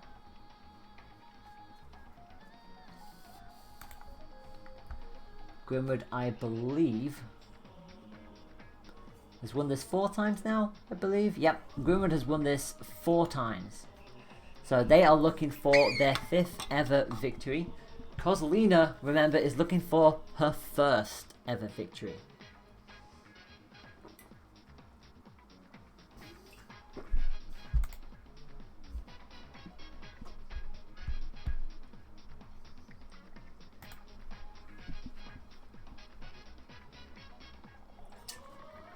So my friends, we are either going to have one of 2 things play out in the grand final. We are either going to have a grand final where it is just former winners taking part, or we're going to have a grand final where we will have somebody who has yet to win a Challenge Cup trying to fight it out for their 1st ever go round at it. So it's gonna be pretty interesting as Kozlina now hops on into the lobby. And it's been an interesting journey for the pair of these players. Grimwood got knocked down into the underground bracket pretty early at the hands of Alimentor. Since then, they've beaten Nihilus 2-0, Defer 2-0, and Alistair 2-0. It is now a best of 5. Will they be able to go the distance with Kozlina, or will she be able to bring it back with her Lola and book her ticket into a rematch against Replicant? We are about to find out, my friends. Grimwood on the left as Coil, Triblast, and we got the buff coming out here. Big old non-elemental glove, just known for its big damage, and that's about it. Lola, meanwhile, coming in with the Triblast and the nade, so all explosions from Kozlina as they do catch Coil out in mid-air. So we'll see exactly how this will play out. So far, the Triblasts are going to come through yet again. Both individuals rocking in with those Triblasts, which is, to be fair, an important tool to come in with. It gives Coil that little bit extra thing to worry about going into midair. And Kozlina tried to go with the counter rush, but not able to get any purchase on that. Grimwood got damage through, but crucially, the shield did come up in the end for Kozlina, but they're already into critical. Coil just being a very overwhelming force of nature in sparring ring, where there's nothing really to hide against. But having said that, Kozlina's coming right back into this and is threatening to take this, and the explosion catches Grimwood.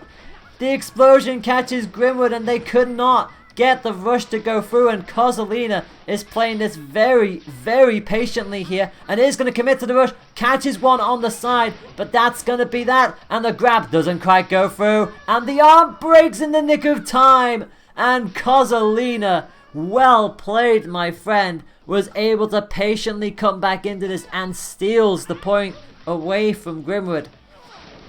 Had to use the rush to try and bait out something out of that, but crucially, they have the first point. Grimwood now with a rush ready of their own. They are bringing in the Triblast, and they've got that Toaster on standby now as well. So coming in with a bit more of a fiery punch. 200 damage on the rush, but again, they couldn't quite get the finishing blow to knock Kozlina off her feet. So Lola remains in her bouncy good shape. They're not going to get anything on the Triblast on this time of asking. Rush is going to come out, but Grimwood is going to get the shield pinned into the corner. Both arms weak. And again, punched on through as a result of the blast and nade combination. But Grimwood, look at how quickly Grimwood has the rush charged back up. But the explosion again is going to catch them off guard. And arm weak on the left-hand side, it does just about fade away. But it's that invitation that Kozlina needs, that Grimwood is just not getting any kind of good purchase on those explosions that are coming on through. And Kozlina is getting hit after hit at the moment, and another Triblast puts Grimwood into critical, and the rush will get the KO from there, and Kozlina starts very, very strongly after a good patient first play. They take the second point nicely.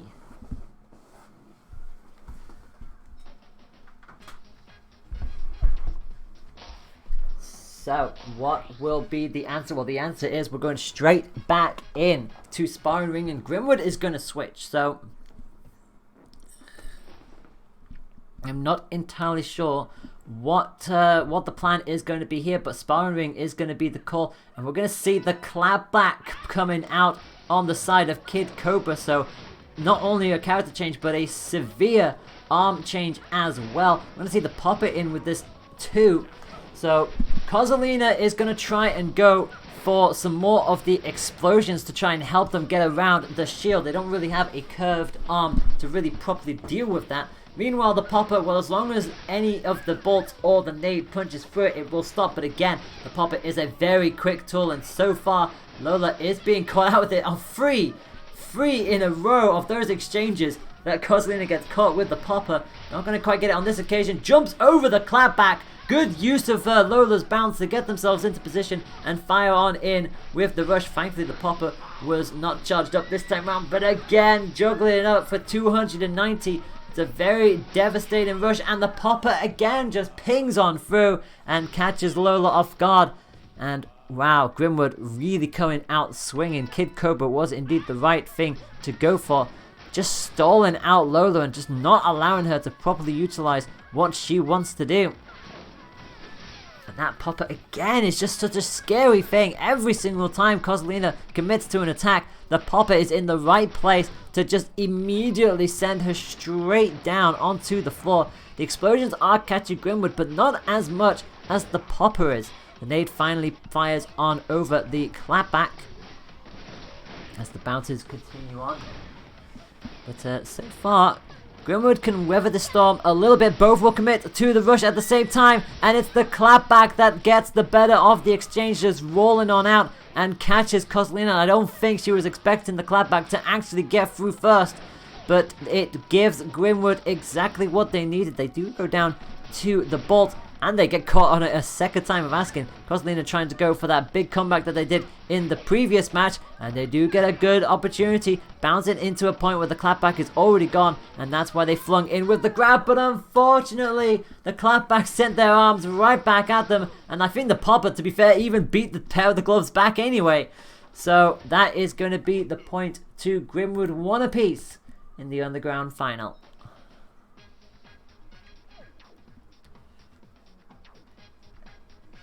So Kozolina is going to have to try and think of a different strategy, but she's already ready to go, so it looks like she's absolutely fine. She's committed to what she wants to do as we head on back in to Mausoleum. So away from the sparring ring we go. It is now time to get spooky.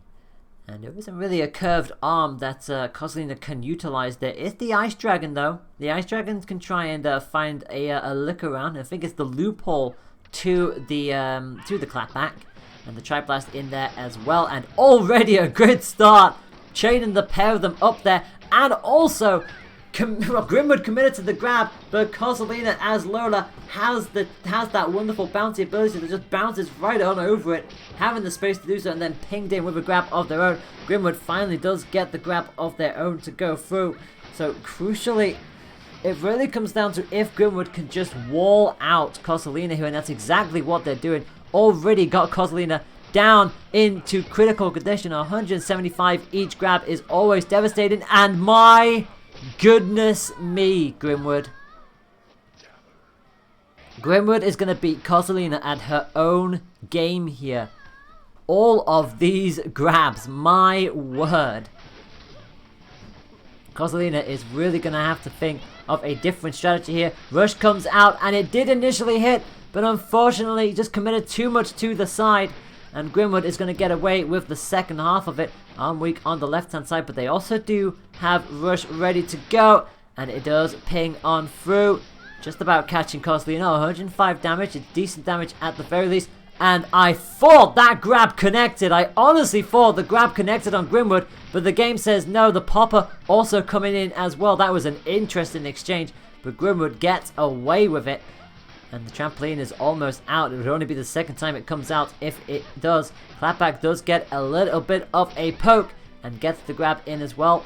Halfway down is Kosalina, and she is seriously starting to feel the heat and the pressure of Grimwood on this clapback, and it's gonna get shut down again. Another rush attempt in the air, and Grimwood hits it immediately, and now comes in with one of their own. This should force a shield break, and it does, and that is the KO, and Grimwood is suddenly on dominant form. They are going to make sure that Kosalina does not get a chance to go for her first ever Challenge Cup. But they need to get one more victory here if they are going to do so. Kosalina has it all to do. They were leading the set initially, but Grimwood has won 2 on the trot. And Kosalina needs to find a way of being able to slow this Cobra play down, because my goodness me, Grimwood is just relentless with this clapback. Going into DNA labs now. We'll see if Kosalina decides to switch up arms. I don't think she will. Yep, and she doesn't. Ice Dragon Tri-Blast Nade is still on there. And obviously, Grimwood not going to change up anything either. The clapback and the popper is working beautifully for them at the moment. So we're going to see if they can do 3 out of 3 with this combination. As Kosalina comes waddling on in and immediately gets caught with their own self-destruct that Grimwood is just forcing on her by just utilizing the clapback and the popper. The popper's quickness and the clapback acting as an additional shield. It's just working beautifully, and especially with how aggressive Cobra can end up playing. Finally, the grab does go against them. But the damage, again, is such a good start for Grimwood. As the popper just bounces off the shield on this occasion. It's just such a threatening aura that Kid Cobra has. It's like, you dare approach me? That's okay. I can grab you. I can wall you in with the clapback, and I already have Rush ready to go. Both on similar levels at this point, however. So Kosalina is trying to find a way back into this, but again, walled out by the popper. Commits to the rush, but Grimwood again.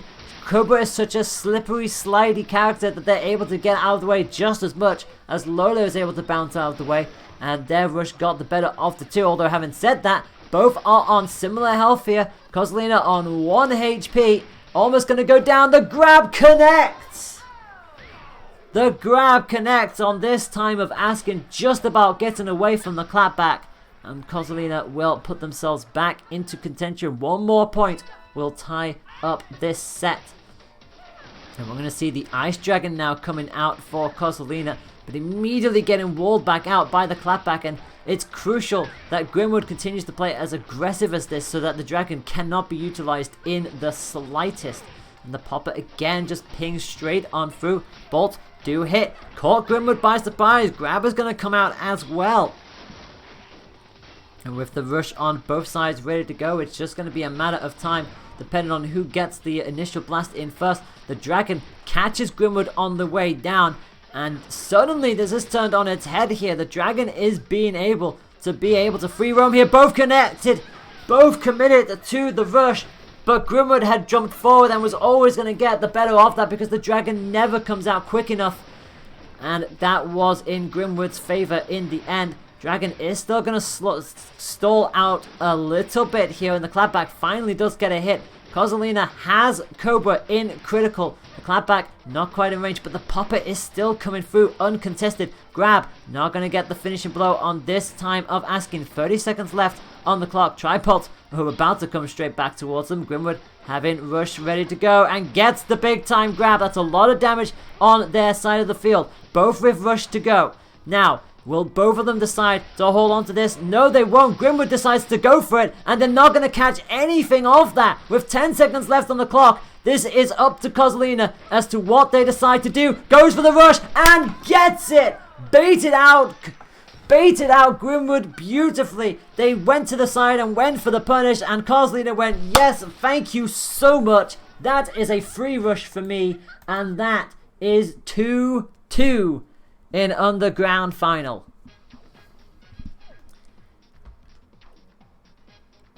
Can Kosalina book her ticket into Grand Finals for the second time ever? Or will Grimwood snatch it away from her right at the very end? We will soon find out. Remember that Replicant is just watching this calmly, waiting for whoever comes through here, knowing that they have to spend all this energy just to get this far.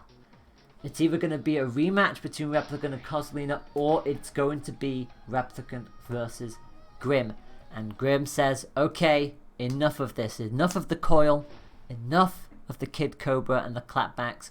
We now go. Big or go home. Brass is out. Boomerang and Roaster and an immediate bulk up. Dragon is going to come out for Lola alongside that Tri-Blast. And it is going to get a couple of free hits through immediately. And whilst Brass can just flinch on through it, they won't get knocked down unless it's a full-on charged hit. They are not going to worry in the slightest. But they can't allow it to get too many hits built up. And that's why it's crucial that they U-turn this around and try to find a way of slowing Lola down and forcing them into one of these pockets, which is what they're starting to do now. And Lola knows they cannot be forced to be intimidated by Brass, and the blasts are coming out thick and fast. Tried to go for the explosion punish, didn't quite get it, but had enough time to get the shield up, which was crucial for Kozlina, and they've turned this around already. Bolt fling Grimwood into critical condition, and now it puts Brass in that perma buff state. 40 damage coming through, but it's going to take a bit more to try and get this KO. It comes down to whether Kozlina wants to go for the rush. They do go for the rush. Grimwood could not quite get the punish there, and unfortunately for Kozlina, they're going to have to go at this the hard way, and especially against the perma buff Brass, nothing is scarier than a Brass with nothing to lose. Rush is going to come out and is going to deal a lot of damage. 385 damage in the end. Brass went for the grab, but crucially missed. There is no big hug to be given by Brass, because Brass is going to be hugged by Lola instead. Kozlina could be about to turn this around. Nade and Roaster is going to come out for Grimwood, but they immediately get walled out by the 1-2 combo of the Blast and the Dragon. Roaster not going to find its mark on this occasion. Kozlina knows they've got everything to fight for here. They have Rush available and ready to go. They're going to commit to it, but again, oh no, he didn't! I thought Brass got away with it, but the Dragon caught him. I cannot believe the Dragon managed to catch Grimwood. I thought I was going to miss again.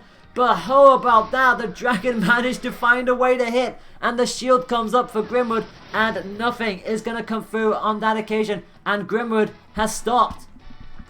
Grimwood has stopped playing. What has happened here? Has Grimwood given? I'm not entirely sure. I don't know what's going on, but Grimwood paused for a moment. I'm not 100% sure what's going on. Grimwood into bulk. Is this going to be it? I'm not entirely sure. That's confused the heck out of me. But I don't know. I actually don't know. Did something go wrong with Grimwood?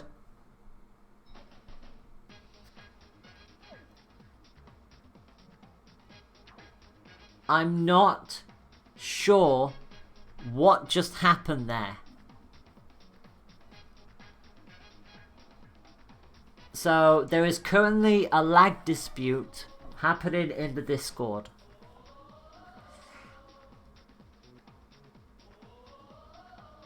There is currently a lag dispute happening in the Discord. And I don't know how this is going to go.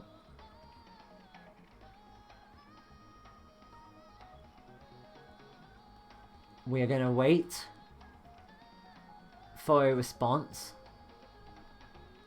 And we're going to go from there.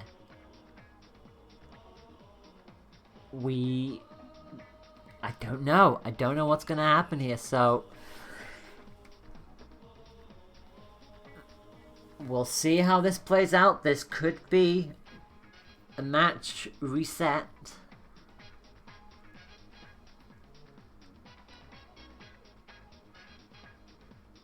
So we'll see. We'll soon see. We'll have a look. Obviously on our screen it looked fine, but obviously from a player's perspective we don't know what they are seeing.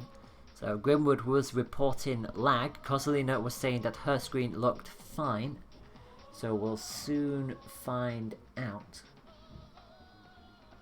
what is happening. Once we have that information we will go ahead accordingly. Kozlina was 1 point up, but we don't know if the lag was happening during the first point or not, so it's going to be down to the players themselves on what happens here, and also down to the tournament organisers. I know Ockram is currently having a look to see what will be happening, and it looks like we will be resetting that. So it is going to be a reset. So all parties have agreed that match does not stand. It remains at 2-2.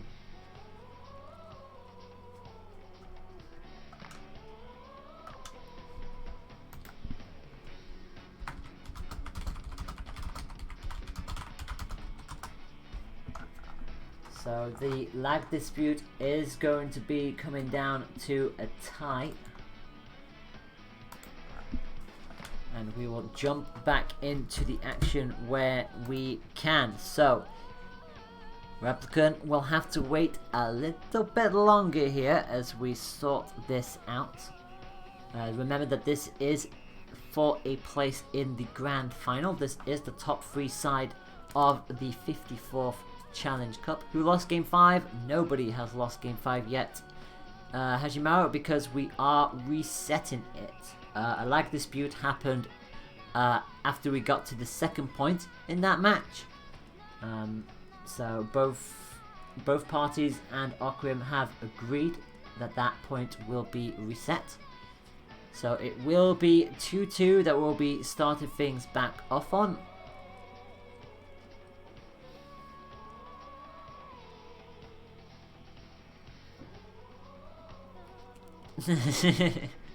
And Replicant, I do apologise for having to wait that little bit longer. It just is how it is.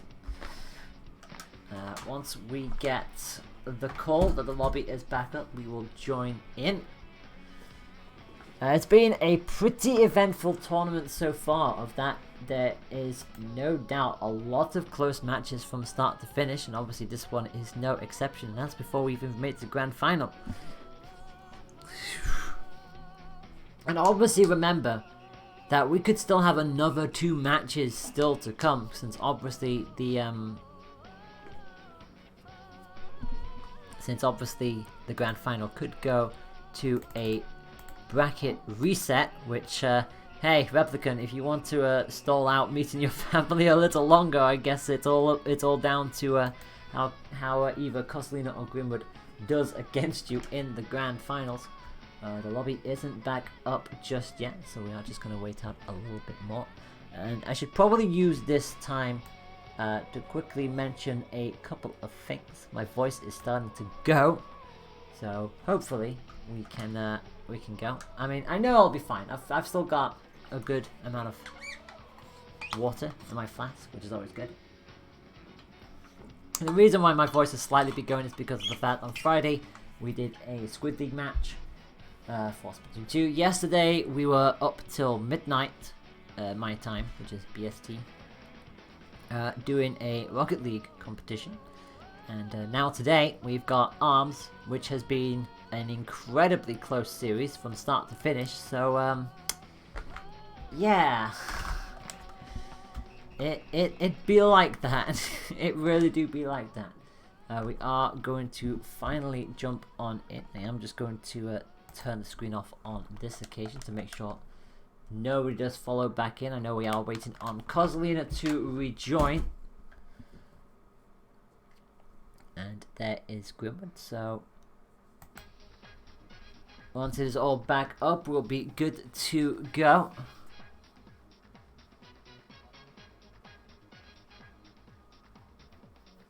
And we're going to see if Koslina can win this, because she started off strong. She got that first initial point, turning it around beautifully with Grimwood, and that dragon with the rush really did look like it worked beautifully for them.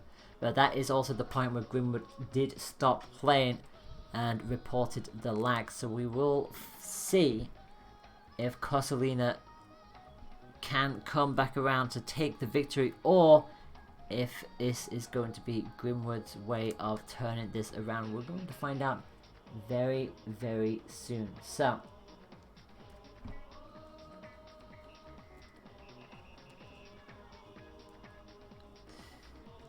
Just waiting on Kozolina to rejoin in. I do apologise for the wait.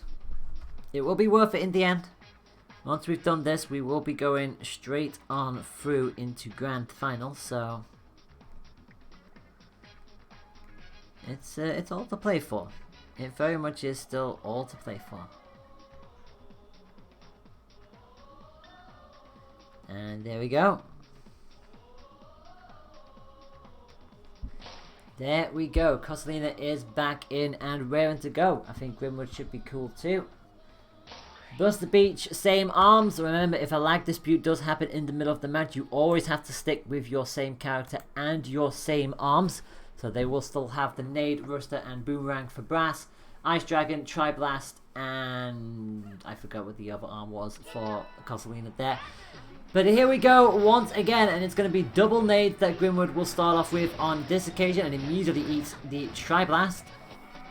And we'll see what Grimwood's tactic is going to be. Having lost that first point initially, Kozolina is going to be determined to get that point back as soon as they can. Dragon not going to be able to hit on this occasion, and the explosion catches Kozolina and pops them down towards the hot pocket area. Not where they want to be, and especially with how much wall Brass can be. They do get caught by the Ice Dragon, so they lose their buff upstate. But crucially, they managed to get a poke in as well. Ice Dragon couldn't quite get the punish. 60 damage does land on Lola in the end, but it's certainly not as much as Grimwood would have liked. And now it's their turn to go into the hot pocket, but the nades are gonna catch Kozolina and floor her immediately to the ground, and they are not going to get any advantage on it this time round. Already into critical. 1 HP is what they find themselves on. Just the slightest tag of an explosion will send it their way, and it does, cornering off into the side on the right. And Kozolina is not going to get the first point of this match. It's going to be cruel if she loses it in this way, but it's just sometimes how it goes. Rush is going to come out and again catches Kozolina. 290 pinned into the pocket, and another explosion taking it away from Kozolina, and the grab also connect. And Grimwood is just firing on all cylinders, not wanting to yield any kind of leverage. This could be a perfect if this goes through, and that is going to be the harshest thing to ever go through. And the nade hit, and oh no.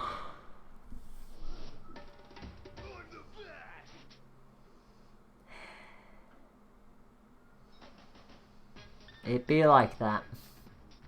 It really do be like that.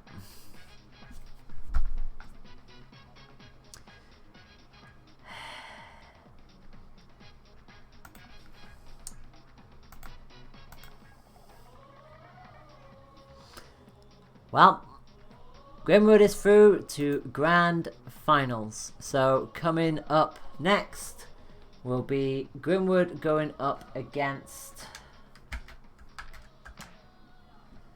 Replicant.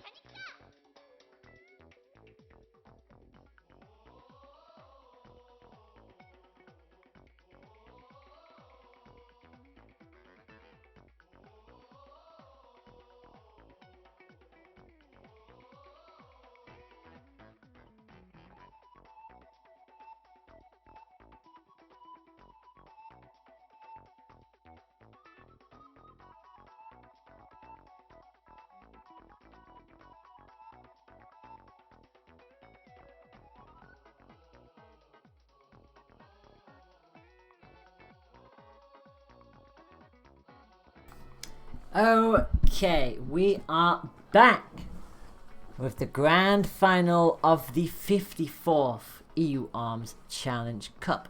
Hopefully you've all been seated comfortably. I do apologise for the wait, but we are now going to be good to go. Remember that this is a double elimination tournament. Replicant has made this without conceding a set so far, so we'll see if they're able to keep it that way.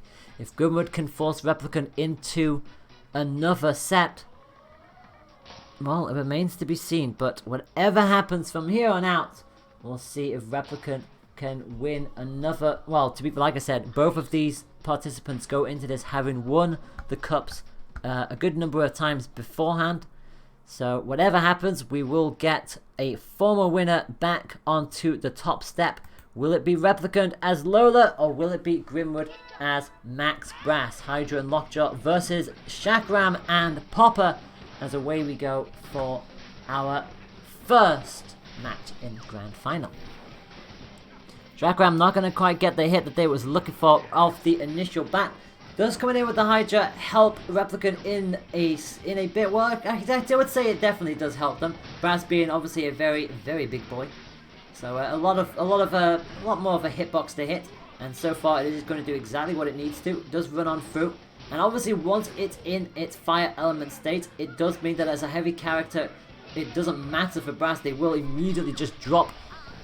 But anything else will be absolutely fine for them, but that rush is not going to be what they wanted to start things off with. Getting caught with that, crucially Replicant doesn't get the finishing touch, and it means Grimwood has a chance to come in as full power Brass, but it doesn't matter anyway because the Hydra is going to poke through uncontested, and that is a quick turnaround for Replicant, proving why they made it into grand finals in the first place from winner's side. Brass going to switch out a little bit, going for the rush, but he's not going to get any purchase on that whatsoever. Replicant has that fully red, does finally fall foul to the Popper, as Grimwood actually doesn't really switch up anything, really. The Shakram is still going to come out with that Popper, trying to go for that lightweight, fast-firing consistency, and does finally get on through there, but Replicant not afraid to go with that rush. Got an initial burst, but not going to get the rest of the follow-up. Always cool to see the Lockjaw coming out with that mini fireball projectile. I mean, I say mini, it becomes a much bigger projectile once the rush starts up. But so far, Replicant does have a decent start. Finally gets the grab through, and Brass to try and level up the health differential on this side of things. And another quick 1-2 again from that Popper. Grimwood seriously not afraid to fling that in, and that is going to be a juggle of that. There is no doubt, no way for Replicant to stop that one from going through, and they are immediately going to face off in a 1-1 situation. What is going to be the call here for Rep? Nothing, actually. Hydra and Lockjaw are going to remain on there. Grimwood is slowly figuring out a way to get around it, but the Popper is going to get denied, and there is no stopping the fireball on this occasion. Massive amounts of damage dealt. Shakram does manage to get on through, and a grab comes out to punish the use of that shield. And Replicant again getting consistently caught by the Popper here, and another stunned Shakram hit, and Brass's hugs are not what you want to be getting in a match. And another successful hit with the Popper. Grimwood is not afraid with this in the slightest. One more hit is all they're looking for, and that is gonna take Replicant down incredibly quick, and Grimwood has turned that around on its head and is gonna take the initial point here. So Grimwood starts off incredibly strong despite losing out on the first part of that. They came out with that Popper, realized what Replicant's plan was, and just danced around it. So let us see what Grimwood is going to be able to do from this position. They have the set lead. They're not going to really change anything. We are going to see the Seeky coming out here from Replicant. Going to be combined with the Roaster. High risk, high reward in a nutshell here with the Seeky. Big time explosion damage, especially during the rushes, but also the self-destruct carries with it a shock curse for the owner as well. So it's crucial that they do not get caught by that too many times. Arm weak on the right hand side for Grimwood. as they try to bulk back up. They're not really getting the chance to really do so here as the Roaster comes on through from Replicant. Sharkram just going to get slightly parried away there, and the grab attempt is going to get punched through via the Roaster, and the Seekie comes in and immediately floors Grimwood. Nothing that they could have done about that. They are at the halfway point for a missile that is kind of rush KO potential, because we know how bad the damage for that is going to be.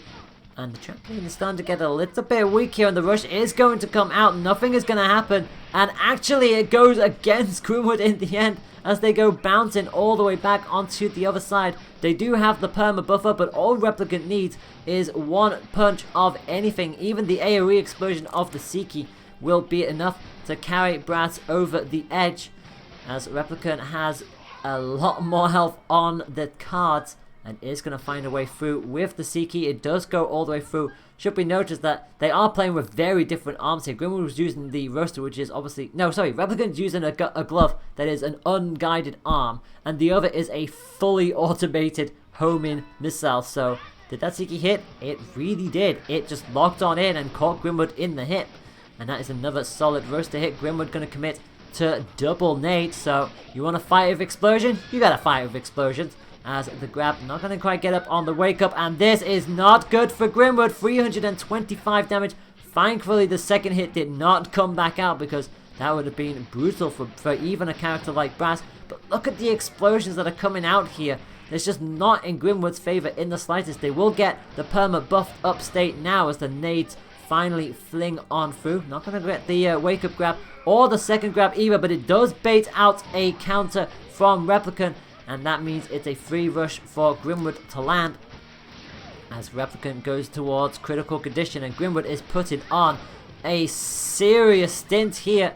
Not going to quite get the next grab either, but again, they are not afraid to fling in these gloves where possible. 40 seconds left on the clock. They have rush. Are they going to go for it? They are going to go for it, and catches in with the KO, and is going to have a little bounce on the trampoline to celebrate, because boy howdy, they deserve it. One apiece here. Surely Grimwood is not going to go 2-0 up in the grand final set. That would be absolutely ludicrous if that were to happen. Hydra is now going to come out for Replicant.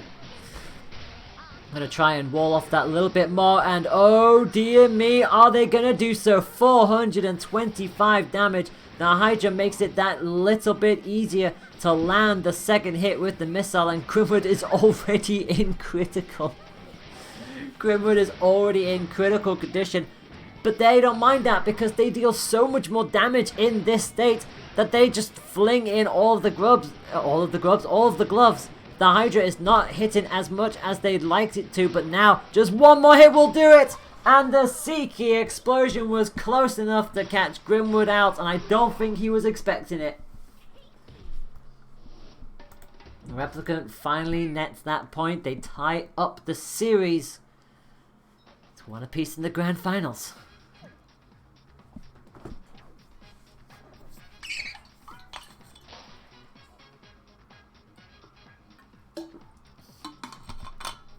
For Grimwood, it really is the case of, even if they go into critical, they don't mind it as much, because it gives Max Brass that extra little firepower, that extra bit of intimidation.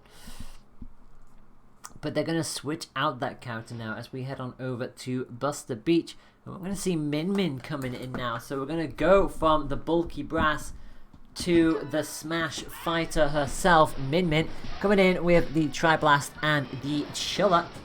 And meanwhile, Replicant not going to switch off from the from what is currently working, which is that Seekie. I'm going to combine it with the Roaster for this fight and not the Hydra. Now, crucially, the Dragon Arm is on the Tri-Blast, but it's not up just yet. Replicant keep them very much as close as possible. But finally, Grimwood does get the arm up, but it's immediately going to go down because the Seekie hits at its highest potential, and that is the last thing that Grimwood needs. As long as they keep getting walled out like this, they'll not be able to utilize that Dragon Arm in the slightest. They finally now do get it up, and obviously it does make the arm that little bit bigger, and those bolts are always devastating to go up against the bigger the hitbox they are. But so far, Replicant has got the call for it.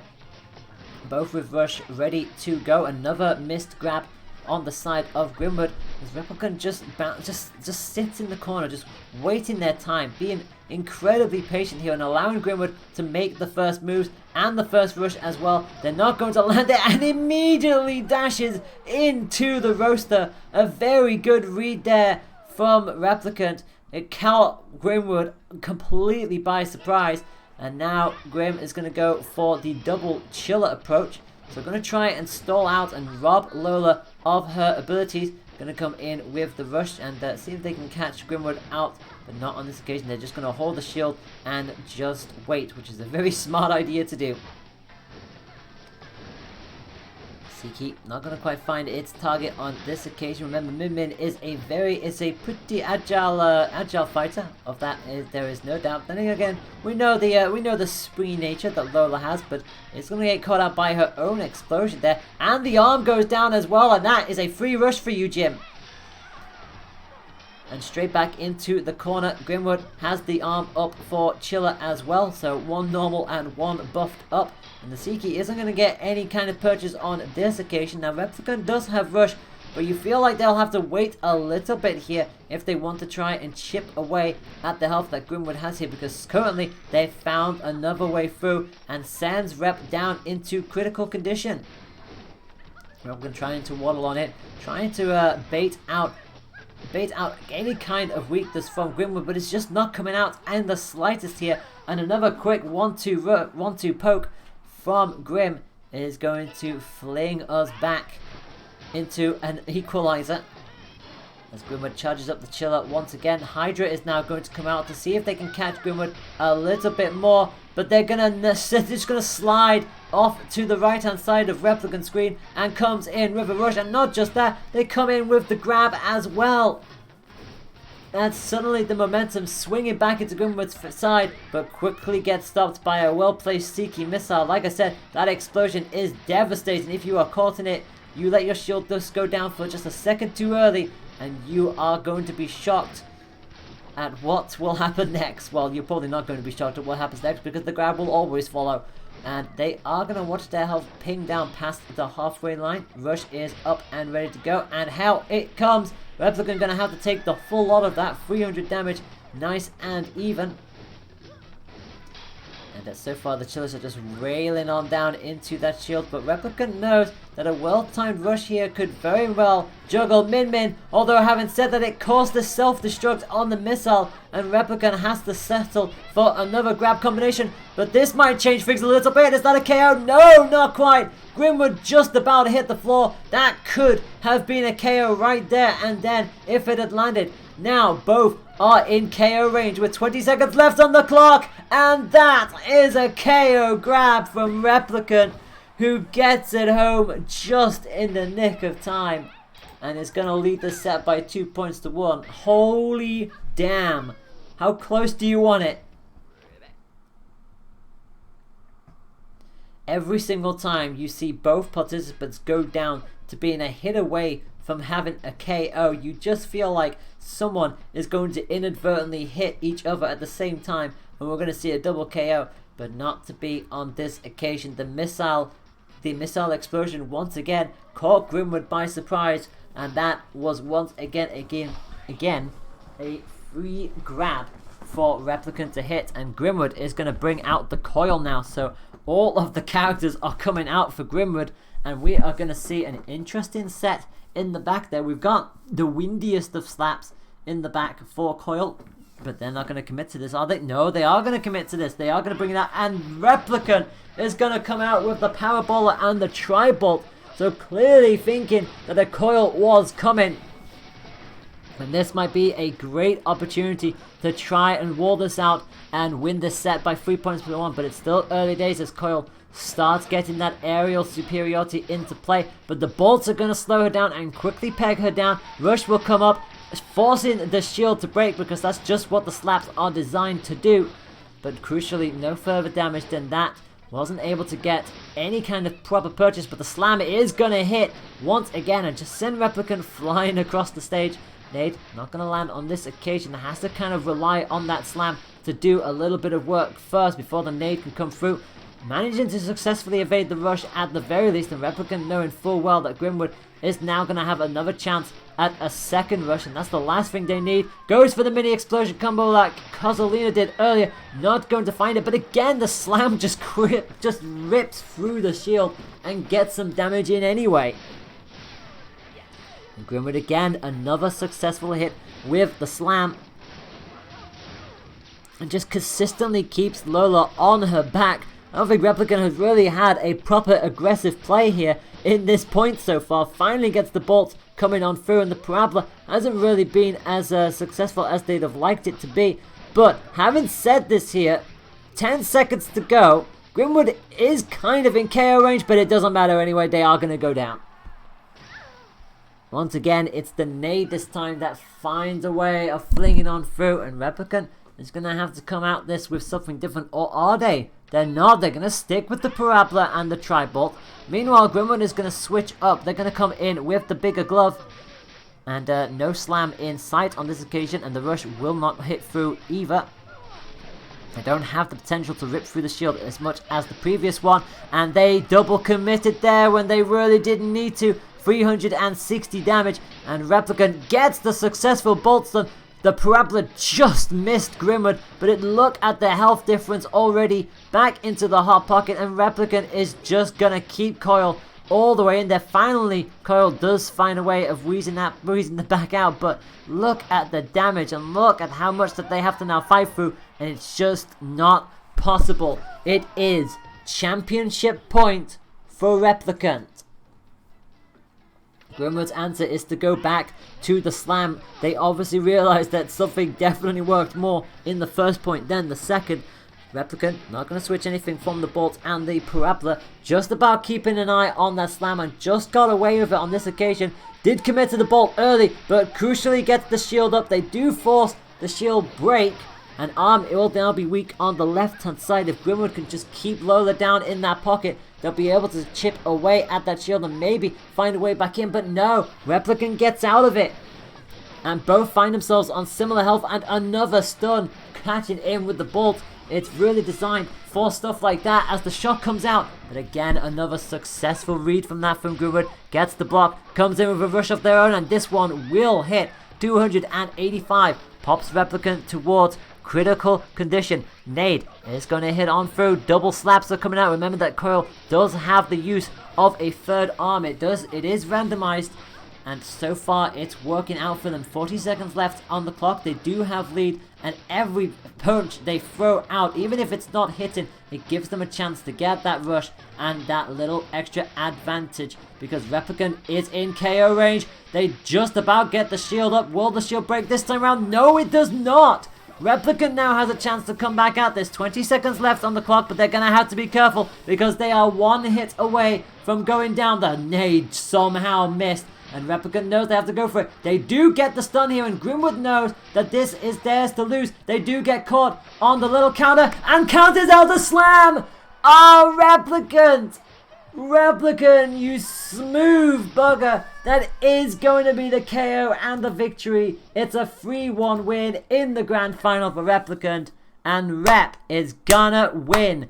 No match 5 this time round. It all goes to Replicant, and he will win his 3rd ever EU Arms Challenge Cup. How close do you want that? Grimwood left it so late. They didn't need to drop that shield. They knew it was going to come, but unfortunately they had to take that damage, and now it is done. So that is that. Here is your official top 4 for this competition. The top 3 naturally is going to be Replicant winning without conceding a set. Grimwood managing to fight all the way through the underground bracket to take 2nd place. Kozolina came so close to making it into grand final for only the 2nd time ever, but is denied in the last match of that underground final match. And then rounding out the top 4 is Alistair, who just misses out on their 2nd ever top 3 finish as well. So everybody has done well from start to finish. So many close games in there. Many times we just weren't sure which way it was going to go, and some surprise eliminations. Elementor knocking Grimwood out in round 2 of all places was a beautiful surprise, and it's a shame Elementor couldn't make it into top 3 from there. It would have been an amazing opportunity, but Replicant just denied them that. And again, same going on the side of Iceman as well. Iceman getting knocked out 2-1 by Defer, and then getting knocked out by Alistair in Underground round 2. There was a number of upsets and surprises all along the way down. It was a joy to watch. But with that being said, that is us done and dusted here. So thank you all so much for coming by. Remember that if you do want to keep up to date with things that are going on in the ARMS scene, especially for the European stuff, you've got at European_ARMS over on Twitter. You've got the EU ARMS competitive channel over on YouTube. Obviously, we are on Twitch as well, broadcasting live every couple of weeks for the Challenge Cups. That is at EU_ARMS on Twitch. And if you would like to join our Discord for, just general chit chat, trying to work out friendlies, maybe some scrims here and there, and also wanted to take part in the next tournament, you'll see that in the description down below. With that being said, I have been Tamashi Kanjo. You can find this girl pretty much on every platform at Tamashi Kanjo, which is Twitch, Twitter, Insta.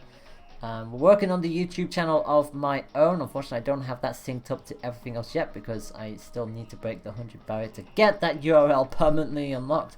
But it's a work in progress. But you get the general idea. You can find me literally there on anything else. And I will see you another time. Until then, that is the end of the Challenge Cup for today. Take care of yourselves, my friends. Keep fighting fit and stay fresh.